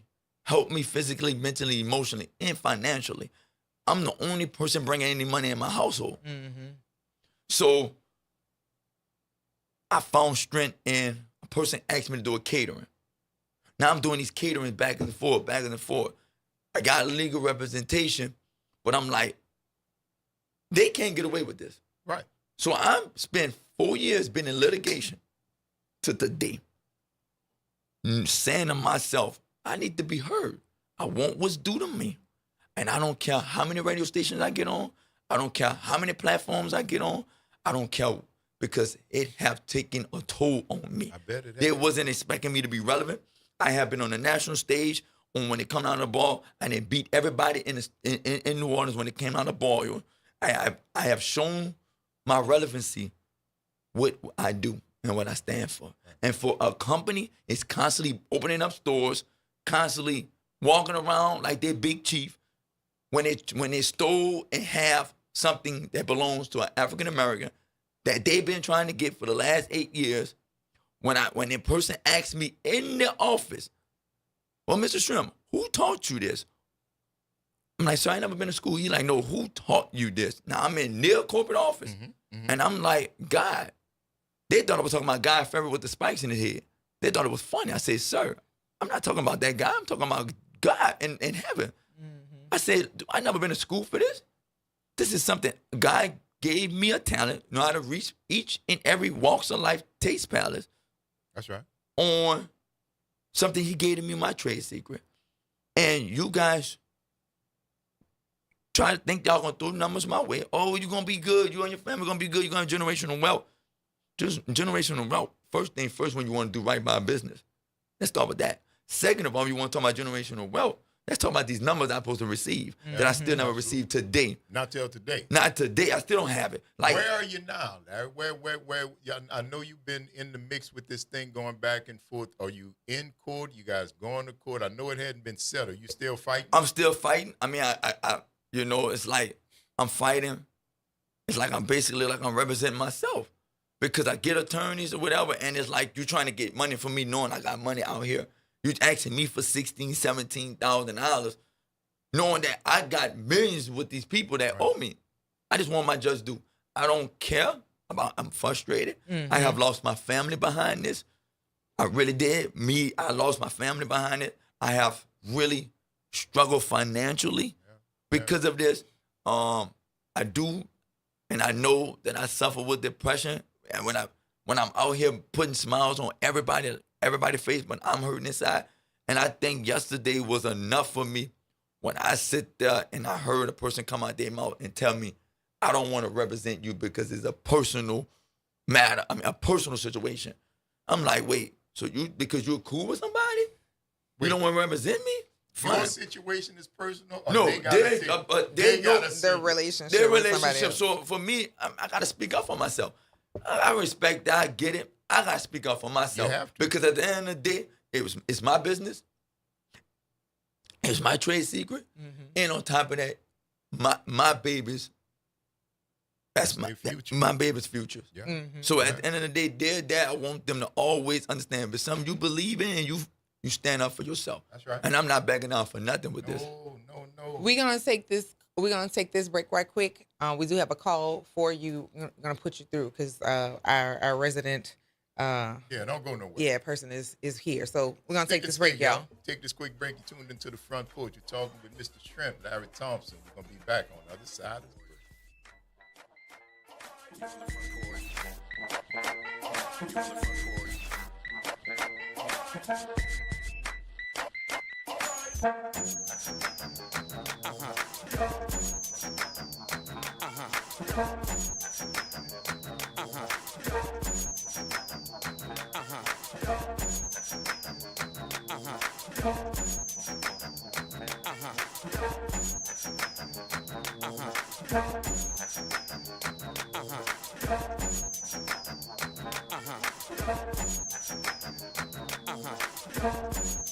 This is your news update for WBOK from WDSU.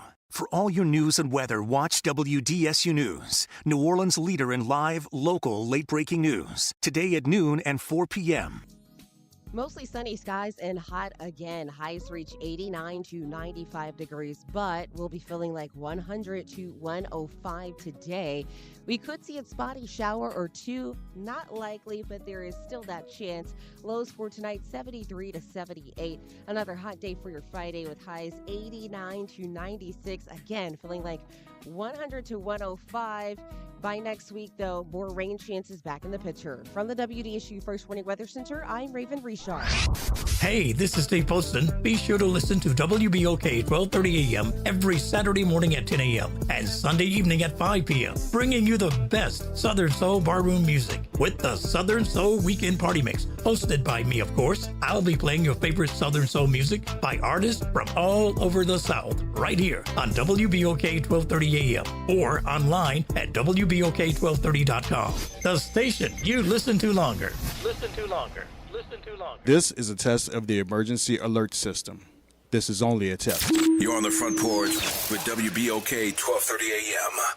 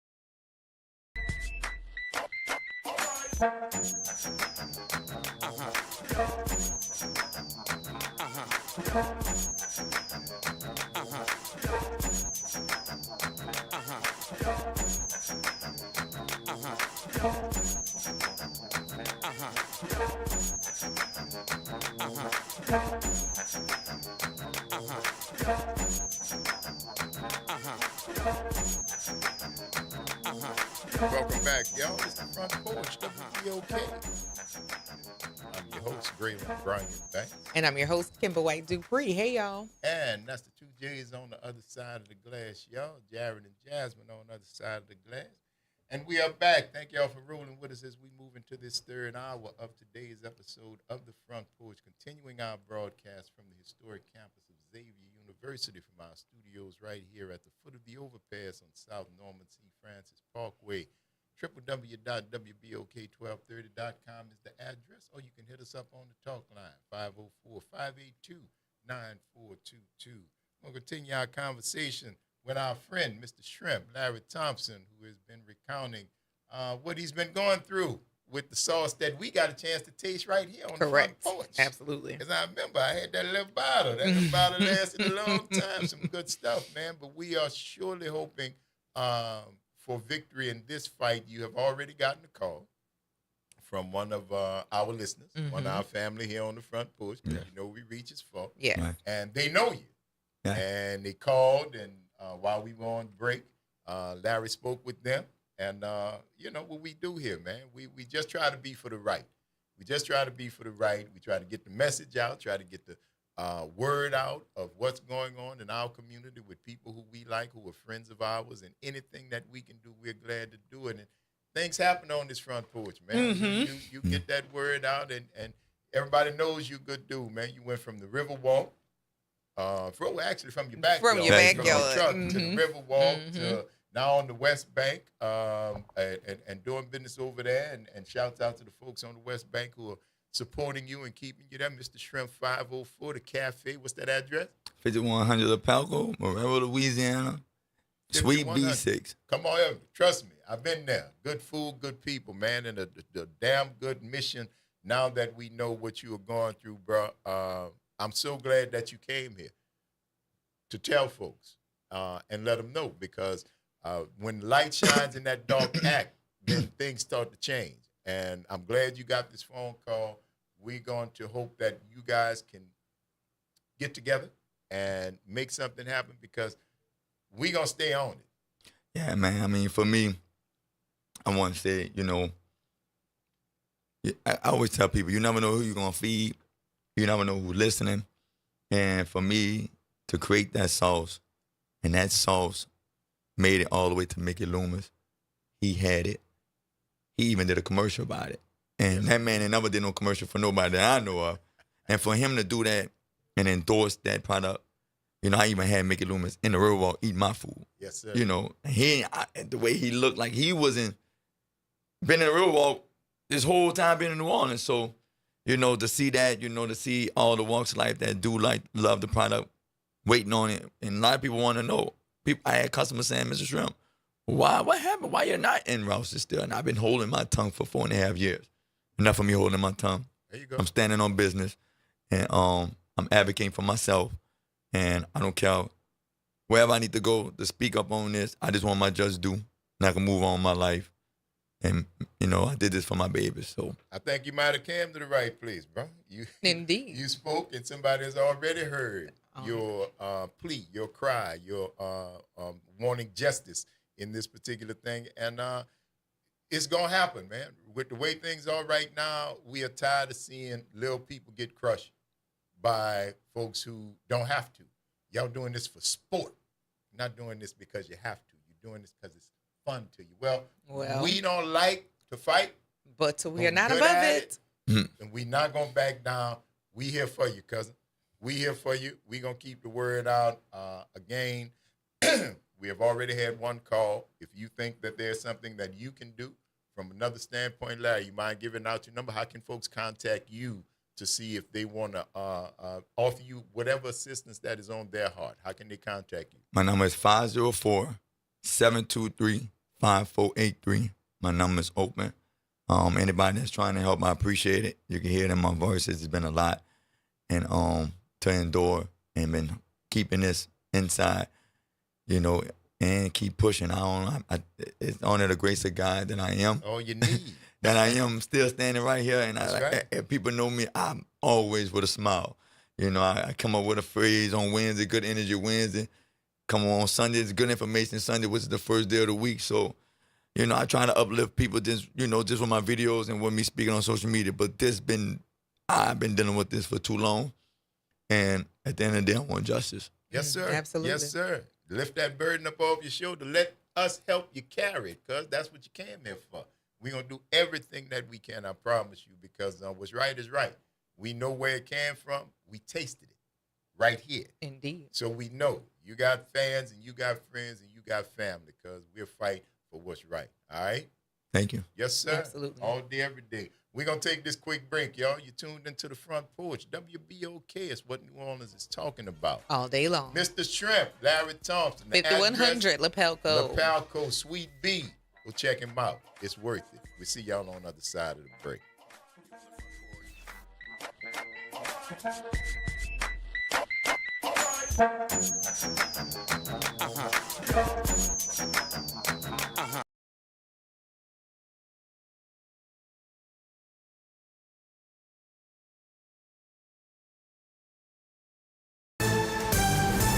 I'm Bree Wood with BIN News Now. A rally is planned in New York calling for a ban on horse-drawn carriages after a horse collapsed and died in Central Park. This woman witnessed the collapse. The horse was still breathing until they let him pass away. Police say the 16-year-old carriage horse went down with passengers on board and died minutes later. Animal rights groups have renewed calls to phase out the industry.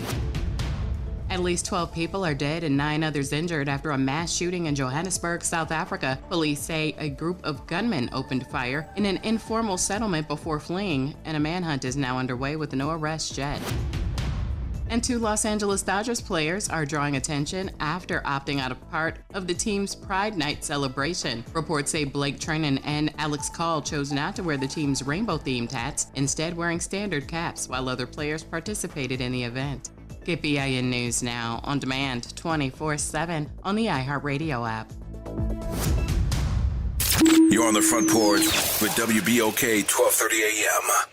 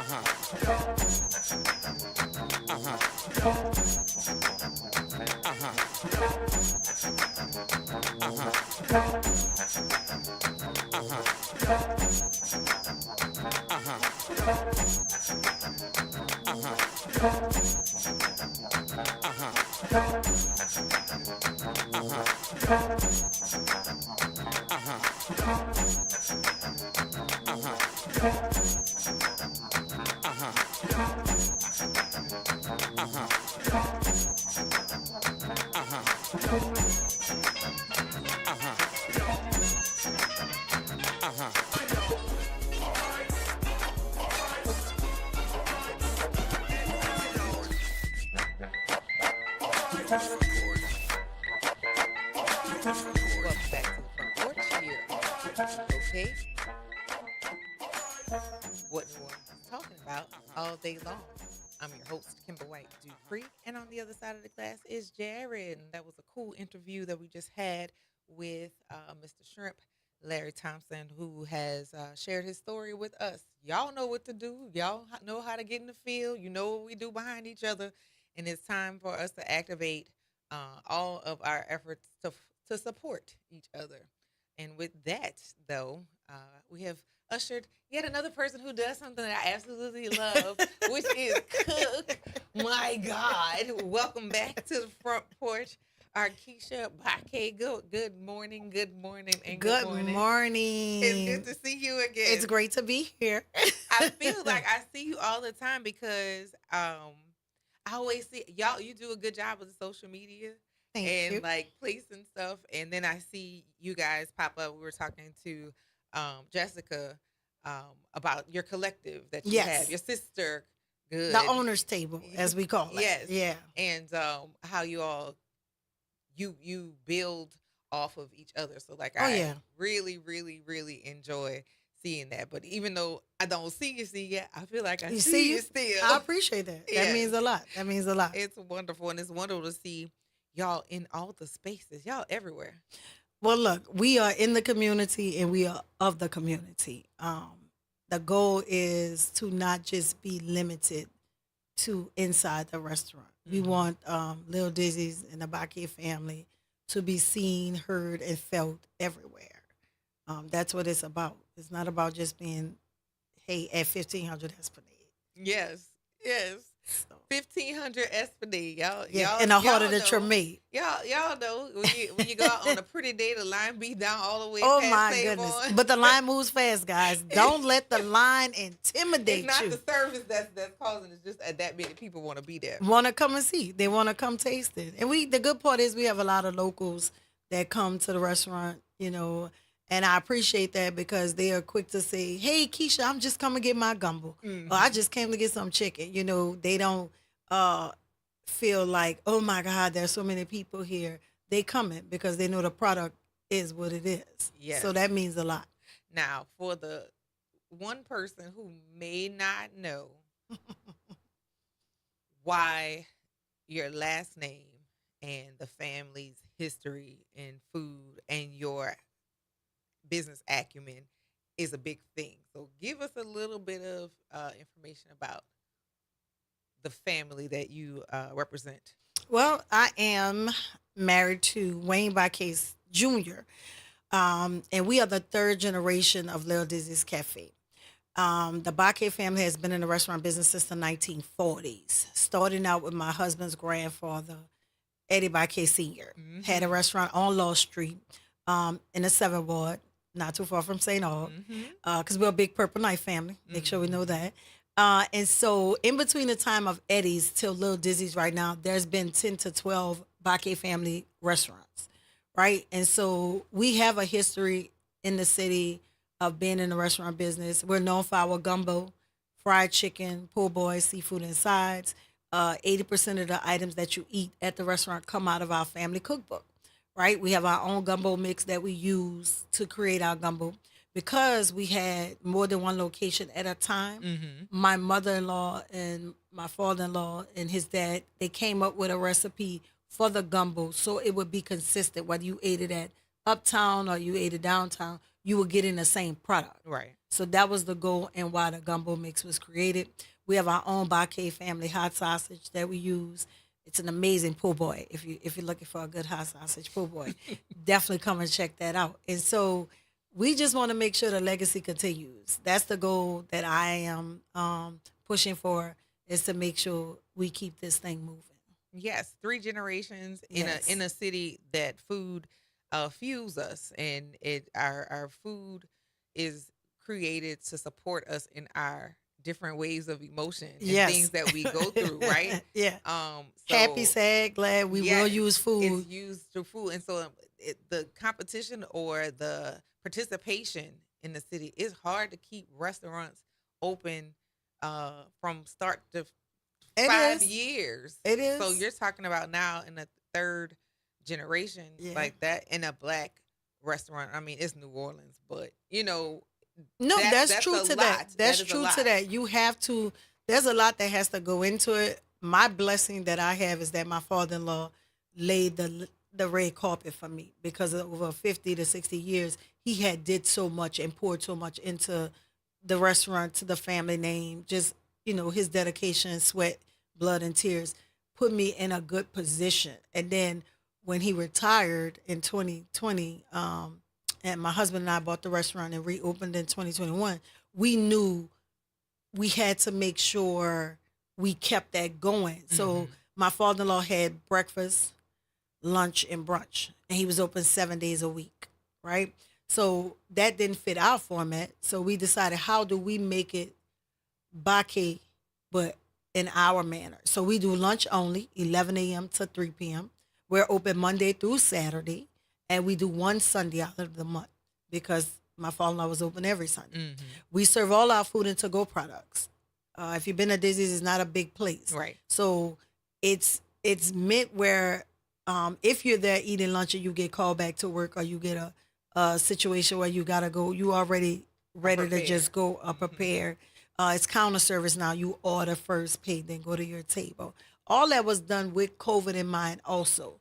And it has been a method that is working for us. Yes. It's something that is working and allowing us to service more customers. That's a part of it too. It's allowing us to get more people in, and allow more people to be able to come and enjoy coming to Dizzy's, And so we do one Sunday out the month because a lot of locals, we wanted to make sure they have their time to be able to come. We're going to be open this Sunday, June 14th, 11 a.m. to 3 p.m. And we're going to have some great things. Catfish Jordan. We're going to have gumbo, fried chicken, po' boys, all that stuff. But we're also going to have the item for the month, Kelly stuffed shrimp. Oh. It is 3 shrimp that are wrapped in a seafood dressing, deep fried with a sauce on top with any 2 sides. Yes. Yeah, we have to talk a little bit more about that. But we got to take this break, y'all. You listen to the Front Porch here on WBOK. What New Orleans is talking about all day long.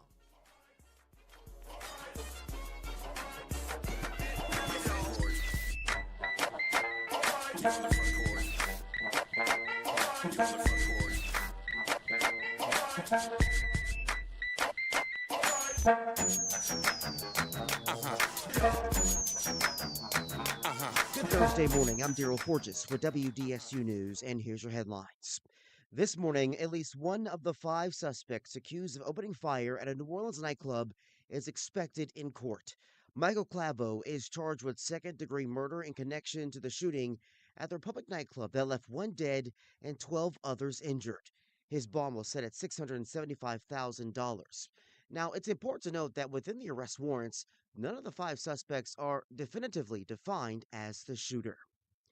A search continues, for suspects wanted in a senseless shooting death of a Sophie B. Wright graduate. New Orleans police say Fernand Woolens was shot and killed in Tremay last month.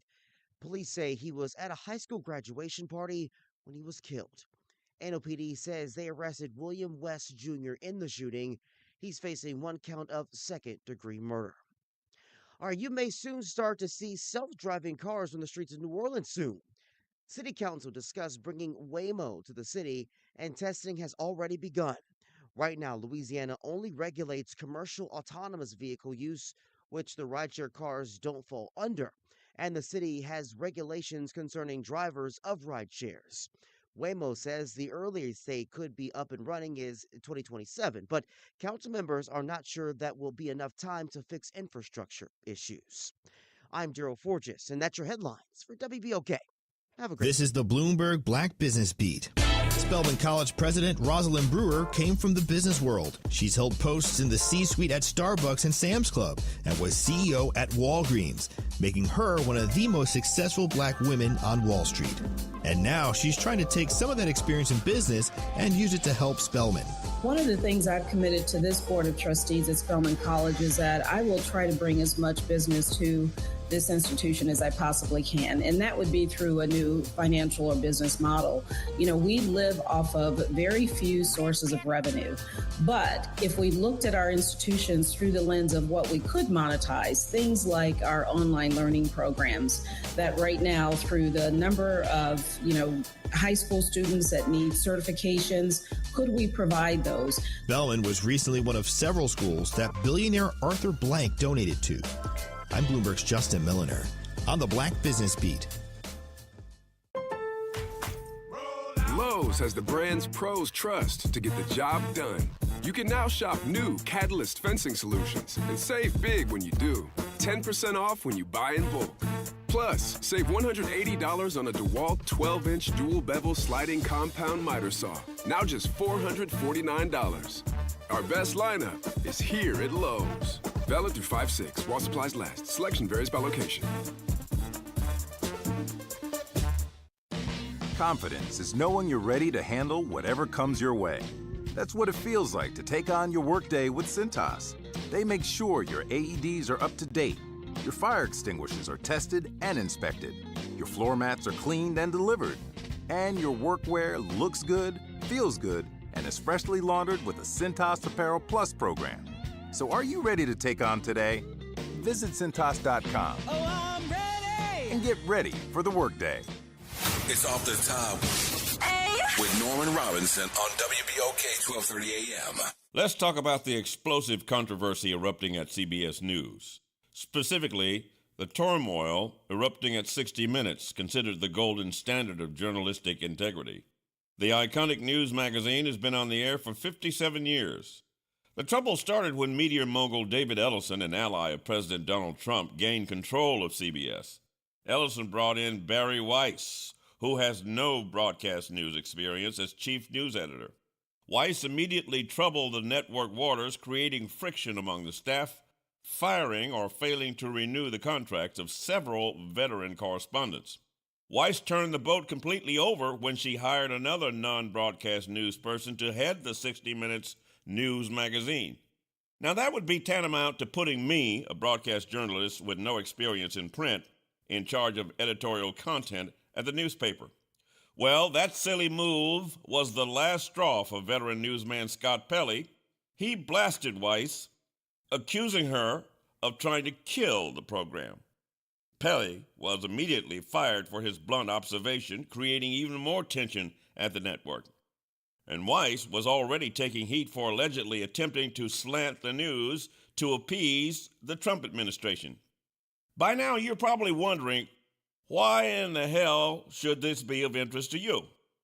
As I see it, what's occurring at CBS News is a microcosm of what's taking place in media overall. Ask yourself this question: who controls your information? The media has consolidated into only a handful of voracious, profit-driven owners, primarily with a bottom-line interest. This is exactly what legendary CBS News President Fred Friendly warned us about way back in the late 60s. The narrowing of news ownership would potentially lead to corporate news prioritizing profit over public service, dangerously leading to the reduction of independent journalistic voices. So here we are today, where media in the United States are now controlled by just 6 major companies. These conglomerates own information distribution platforms that run the gamut from broadcast, print, to social media networks. Compare that to 1983, where media in the U.S. were controlled by 50 companies. It was Thomas Jefferson who considered a free press to be a vital pillar of democracy. At this point in our history, sadly, it appears that the press and democracy are both in jeopardy. This is Norman Robinson off the top. Come close. No, closer. Have you heard about the new blues show? It's the Blues Buffet with Jay Boogie, serving up all the blues you love to listen to. Hey, New Orleans, it's Jay Boogie inviting you to join me for the Blues Buffet, the best soul blues mix on the planet. Happening Saturday night at 9 o'clock, right here at 12:30 a.m. WBOK, what New Orleans is talking about. Climate Hope NOLA presents this month's climate keyword, adaptation. Climate adaptation means preparing our communities for stronger storms, hotter days, flooding, and rising water. That means planting trees, restoring wetlands, protecting homes, and helping families recover stronger after disasters. In New Orleans, resilience is part of who we are and how we survive. Learn more, stay informed, and take action with Climate Hope NOLA. Visit Team Hope NOLA on Instagram to learn more. This is The Law in Your Legacy. I'm attorney Pete Hamilton. I'm attorney Ryan Hamilton. Comparing the cost of will, successions, and trusts. A will might only be a few $100s, but your family could end up paying more in legal fees. Trust costs more upfront, but saves time, stress, and potentially thousands. Think of it as paying a little now to avoid a big bill later. Smart planning means big savings for your family. This is not legal advice. That's just a tip brought to you by Liberty Bank and Trust. For more information, go to libertybank.net or contact us at 504-915-5016. You're on the Front Porch with WBOK 1230 AM.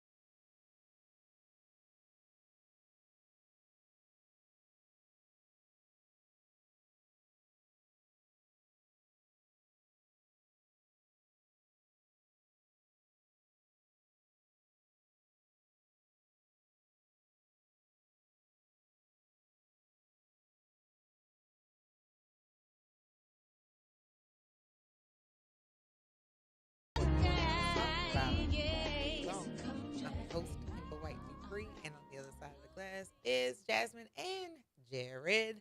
And with us still is Arkisha Bakay chilling with us on the front porch. I'm going to go to the lines because I know we have people who are waiting to guess where our destination is on today. Hello, Cam. Good morning. Good morning. Greg, y'all got me working up double overtime today.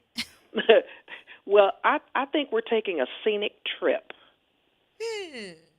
A scenic trip because, I don't know. The last song threw me off because I was going to say something else. But the last song threw me off, so I'm just going to say scenic trip. Is it scenic trip? That's turkey. Yeah. Don't lose your frame of thought and call us I know back. you said I said I'm on the edge. I know. Yes, call us back. Call us back. All right. Bye. Bye-bye. Hey, Pam. Hey, sweetheart. I think we're taking a summer flight vacation. Are we taking a summer flight vacation? That's Oh, turkey. my gosh. Okay, baby. All Bye-bye. right. Sit with that. Okay. All right. All right. Hey, big man. Good morning. Ooh, turn Kimber, it how you down for me, doing? baby. That's loud. Are we vacationing by taking a cruise down old Route 66? Call us back. Call us back. Turkey. All right. All right. Later. Child, listen. Okay, so I'm about to make you laugh. I told you that Jeff said he's going to get that hot sausage. She just reminded me it's so delicious. He sent me the receipt. Oh, he said, went like, straight to Disney. right now. That's what I'm That talking is about. Good. And, That's what I'm talking we about. have been, or at least I know with us, we have been talking about supporting businesses Yes. of people that look like us. And I'm not saying not anybody else. I'm just saying us. Pouring back into us. Yes. And, this is our opportunity to share the platform. And then also with having conversations about the inner workings of the ins and outs of running a black owned and black woman owned business is a terrain that's not for the faint of heart. It is not. And some restaurateurs you'll get comments about personalities being strong, but if it's not, you will get stepped on. They will eat you up. I mean, one of the things for me is I'm usually the door person at the restaurant. I'm the greeter, the person that you see. And for the most part, the comments is always, man, you run a tight ship. You run a tight ship, And the reason for that is we're only open 4 hours. Mm-hmm. So I don't want you to be standing outside unnecessarily. Mm-hmm. So I come out, I greet you, I give you a menu, go over what the specials are, because we have a monthly special every month, and you wouldn't see that because it's not on the menu. Also reminding you of the daily special. For instance, today is Thursday. Mm-hmm. Smothered okra is the special. So I come out and I greet you and I go over the daily items that's on the menu no matter what day you come. And then I say, today is Thursday. The special is smothered okra.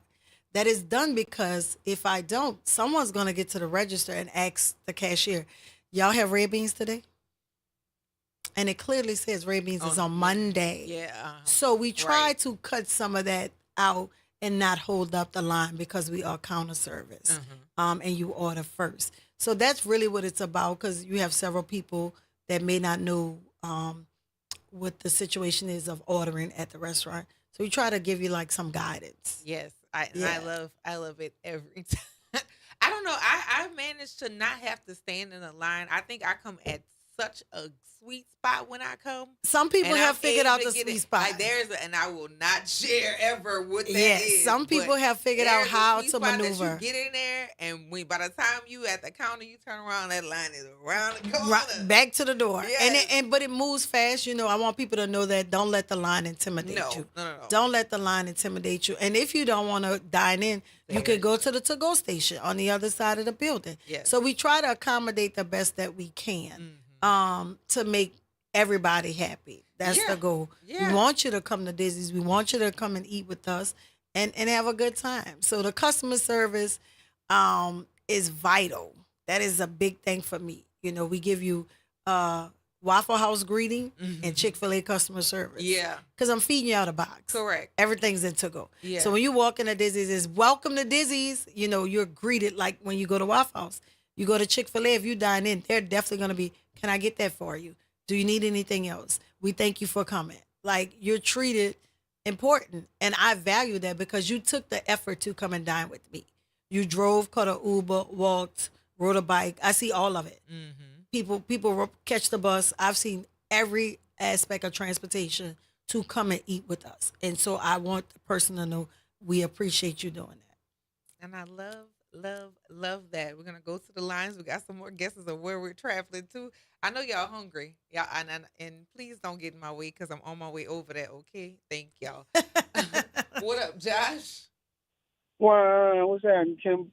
What's going on? Wow, what's popping? Yeah, I don't know where y'all going. I ain't gonna try to guess. I just want to let her know. I just want to let Mrs. Dizzy know.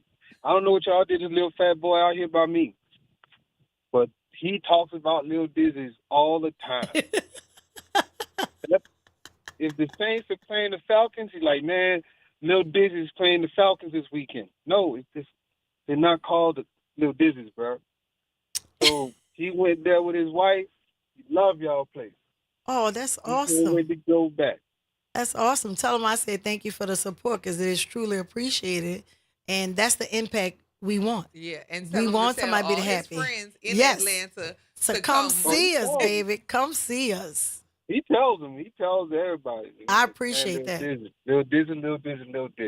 I love that. So There y'all, you go. if y'all had a T-shirt or something like that, I'd buy it for him. He'll wear that proudly. We have them. We have caps. We have cups. We have socks. Yeah, you don't need. We got you merch. Don't need one to get, you don't need it when I do get it. Pour a little Ray Bean juice on it so you can taste it. Oh, give him a little red beans. Put a little Ray Bean juice on the shirt so you can lick Red it. bean juice. Lord have mercy. He'll love that. Boy, Get off this phone, Josh. Goodbye. Okay. I'm just trying to help y'all out. All right. No, bye. later. Red bean juice. I am so sick of Josh. Lord have mercy. Hey, yellow boy, what's going on? Hey, how y'all doing? Doing good. How you? Oh, it's good. I gotta come. It's been years and years. Last time I went to St. Peter Claver. My girl brought me over there. My homegirl brought me over there afterwards, and I gotta get back. But I wanted to guess where. I know where I want to go. I want to find me a piece of heaven on earth. That's where I want to go. Okay. Are we traveling to heaven on earth? That's turkey. Not quite. Give us a call back. Y'all don't gotta go. That's where I'm going. All right now. Hey, Pam. All right, I'll try one more time. Okay. We're flying to Los Angeles.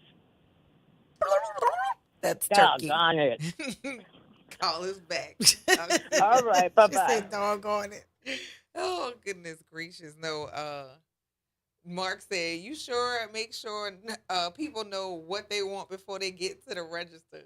She said, yeah. I try to just make sure at least have some idea what you want. You know, and I know when people walk in the restaurant, they smell the food, it'll catch your attention and you lose focus. I get it. That's not a problem. I'm happy you feel that way.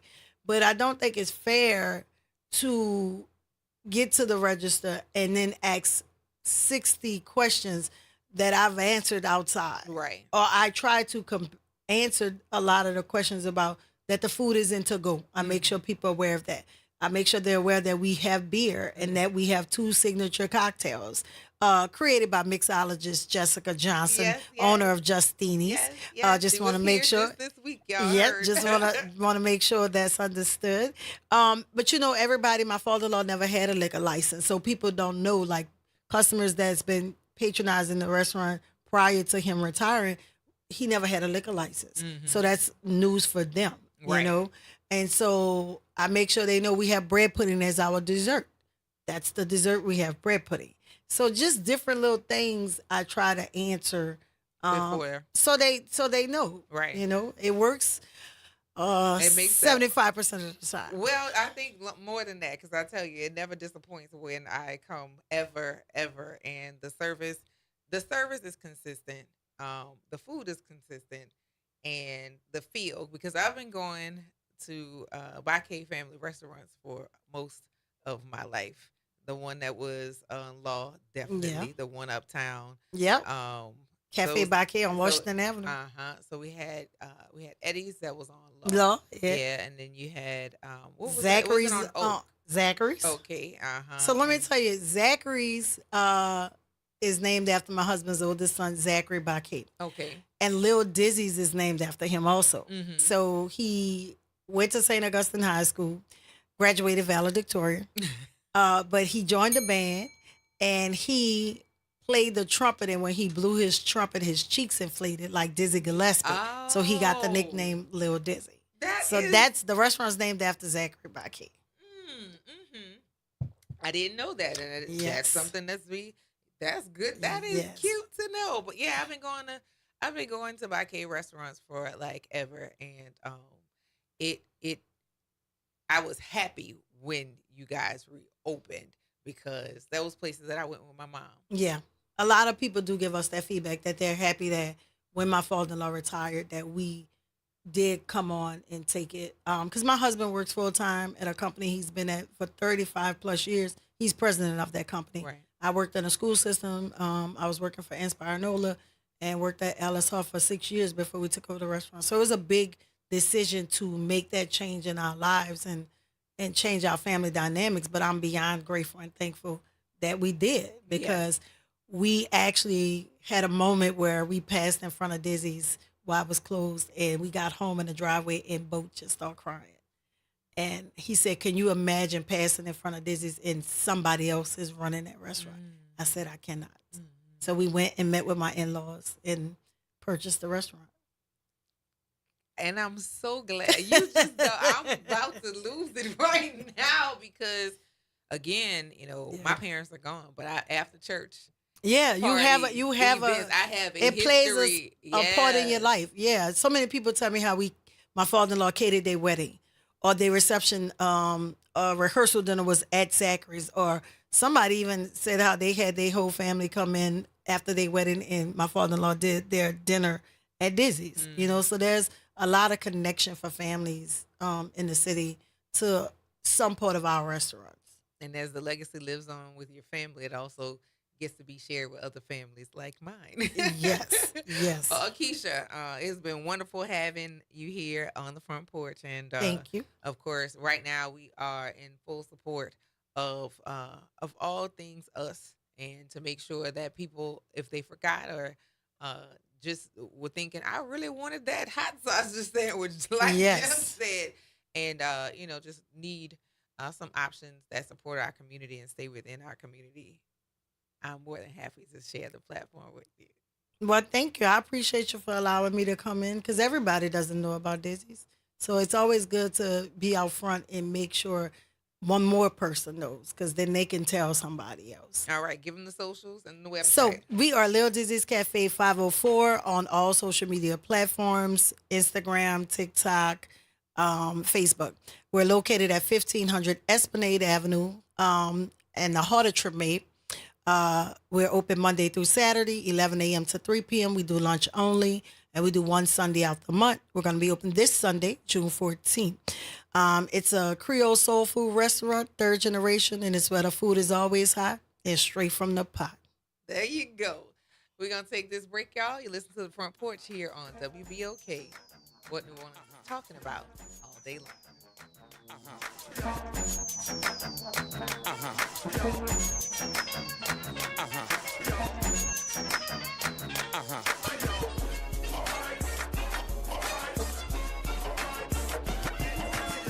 This is your news update for WBOK from WDSU. For all your news and weather, watch WDSU News, New Orleans' leader in live, local, late-breaking news. Today at noon and 4 p.m.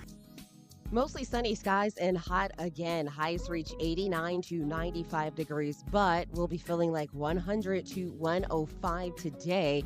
We could see a spotty shower or two. Not likely, but there is still that chance. Lows for tonight, 73 to 78. Another hot day for your Friday with highs 89 to 96. Again, feeling like 100 to 105.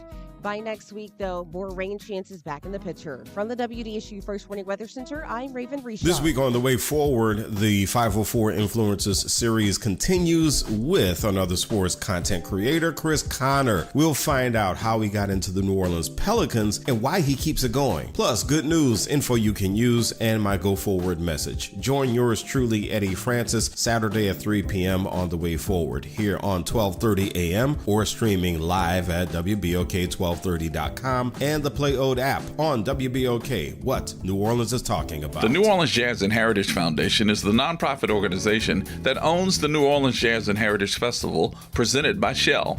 With the funds generated from Jazz Fest, the foundation invests in Louisiana communities through economic development, cultural enrichment, and free educational programs. To learn more about the New Orleans Jazz and Heritage Foundation, please visit us at www.jazzandheritage.org. Life Care provides valuable whole life insurance to cover final expenses such as medical bills, burial costs, and unpaid debt.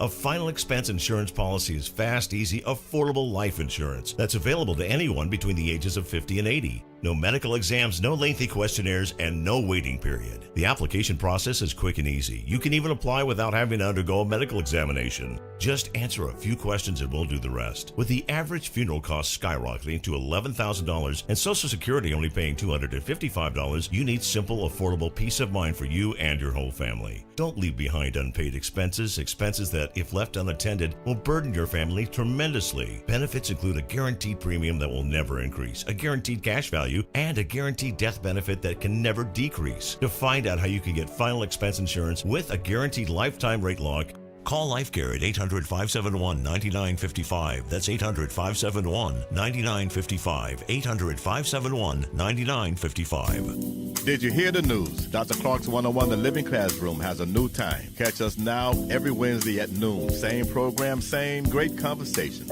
Just a new time. So catch Dr. Clark's 101 The Living Classroom this Wednesday and every Wednesday only on WBOK. What New Orleans is talking about. You're on the Front Porch with WBOK 1230 AM.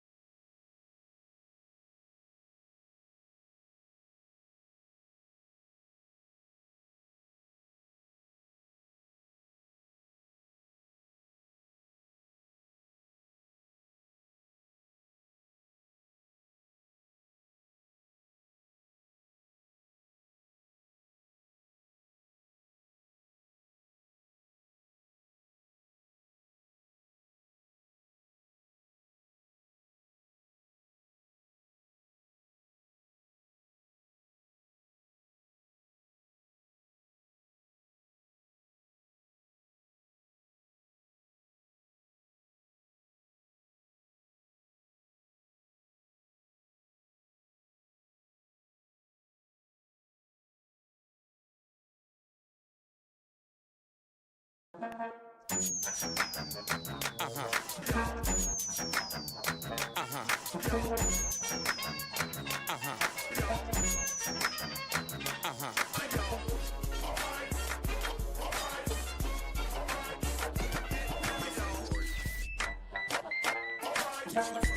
back to the Front Porch here on WBOK. What New Orleans is talking about all day long. I'm your host, Kimber White Dupree, and on the other side of the glass is Jared on this Travel Thursday. And yes, we're going straight to these lines.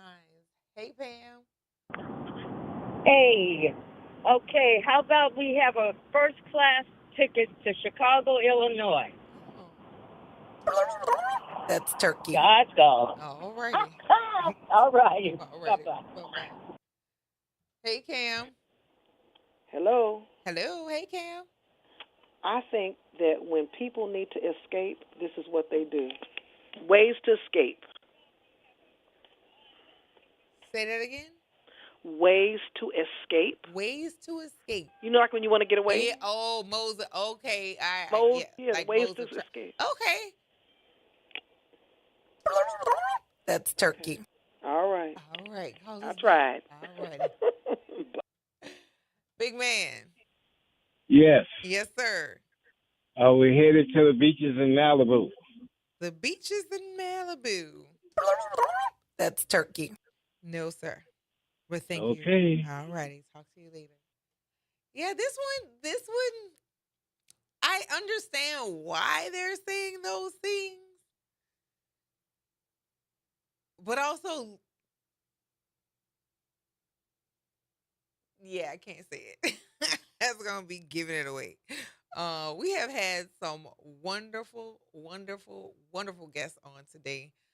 Thanks to Larry Thompson of Mr. Shrimp for coming and sharing his story with us. And then also thank you to our Keisha Baque, who has now made me hungry. I am starving. I'm ready to eat right now. And thank you y'all for participating in on the questions. But yes, you still have a few more minutes to take a guess at where we are traveling on this Travel Thursday. Today is June 11th. I am still sore. I am not pleased at all. Listen, I'm going to go back and do it again, though, because I know from all of the things from movement where it impacts, yeah.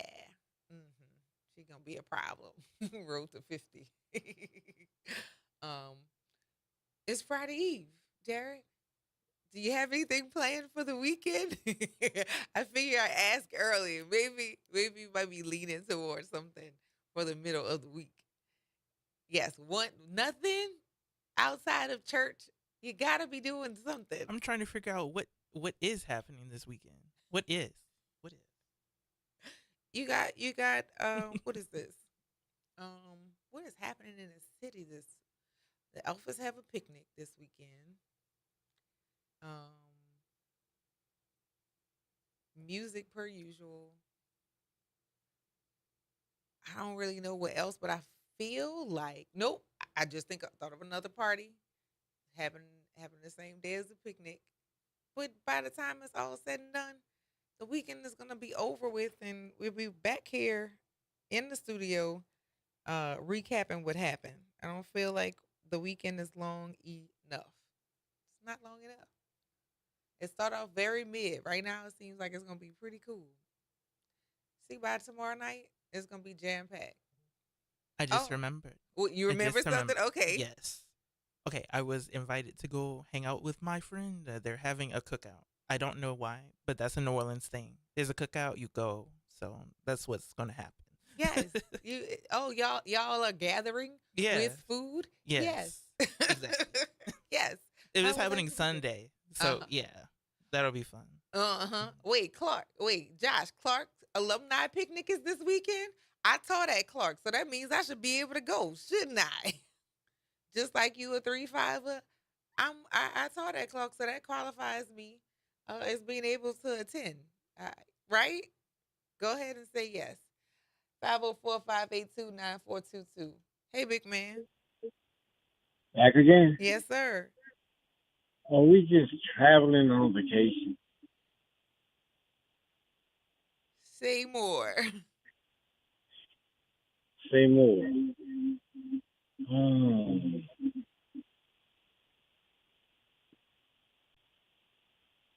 I don't know. Okay. Well, thank you for calling. All righty. Have a good one. Oh, so okay, well, cool. Josh, I tell you what, you gonna be consistent and try and be as fair as you can every time. Oh no, you say yes and no. No, you no, pick one. You doggone Gemini, you. What kind of you say yes and then you say no? How does that work? Hey Pam. Hello? Yeah, hey Pam. Oh, hey, baby, I didn't hear you. I'm gonna say we're on summer vacation in New Orleans.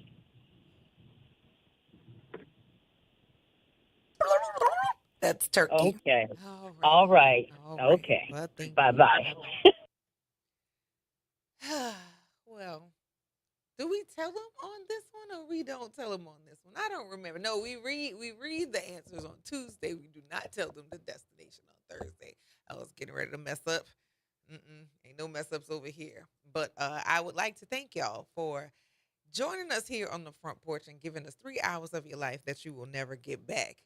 I'm your host, Kimber White Dupree, and on the other side of the glass is Jared Bro. Remember to practice random acts of kindness and do something nice for somebody else because it's a nice thing to do. Remember to take care of yourselves and each other, and we're going to see y'all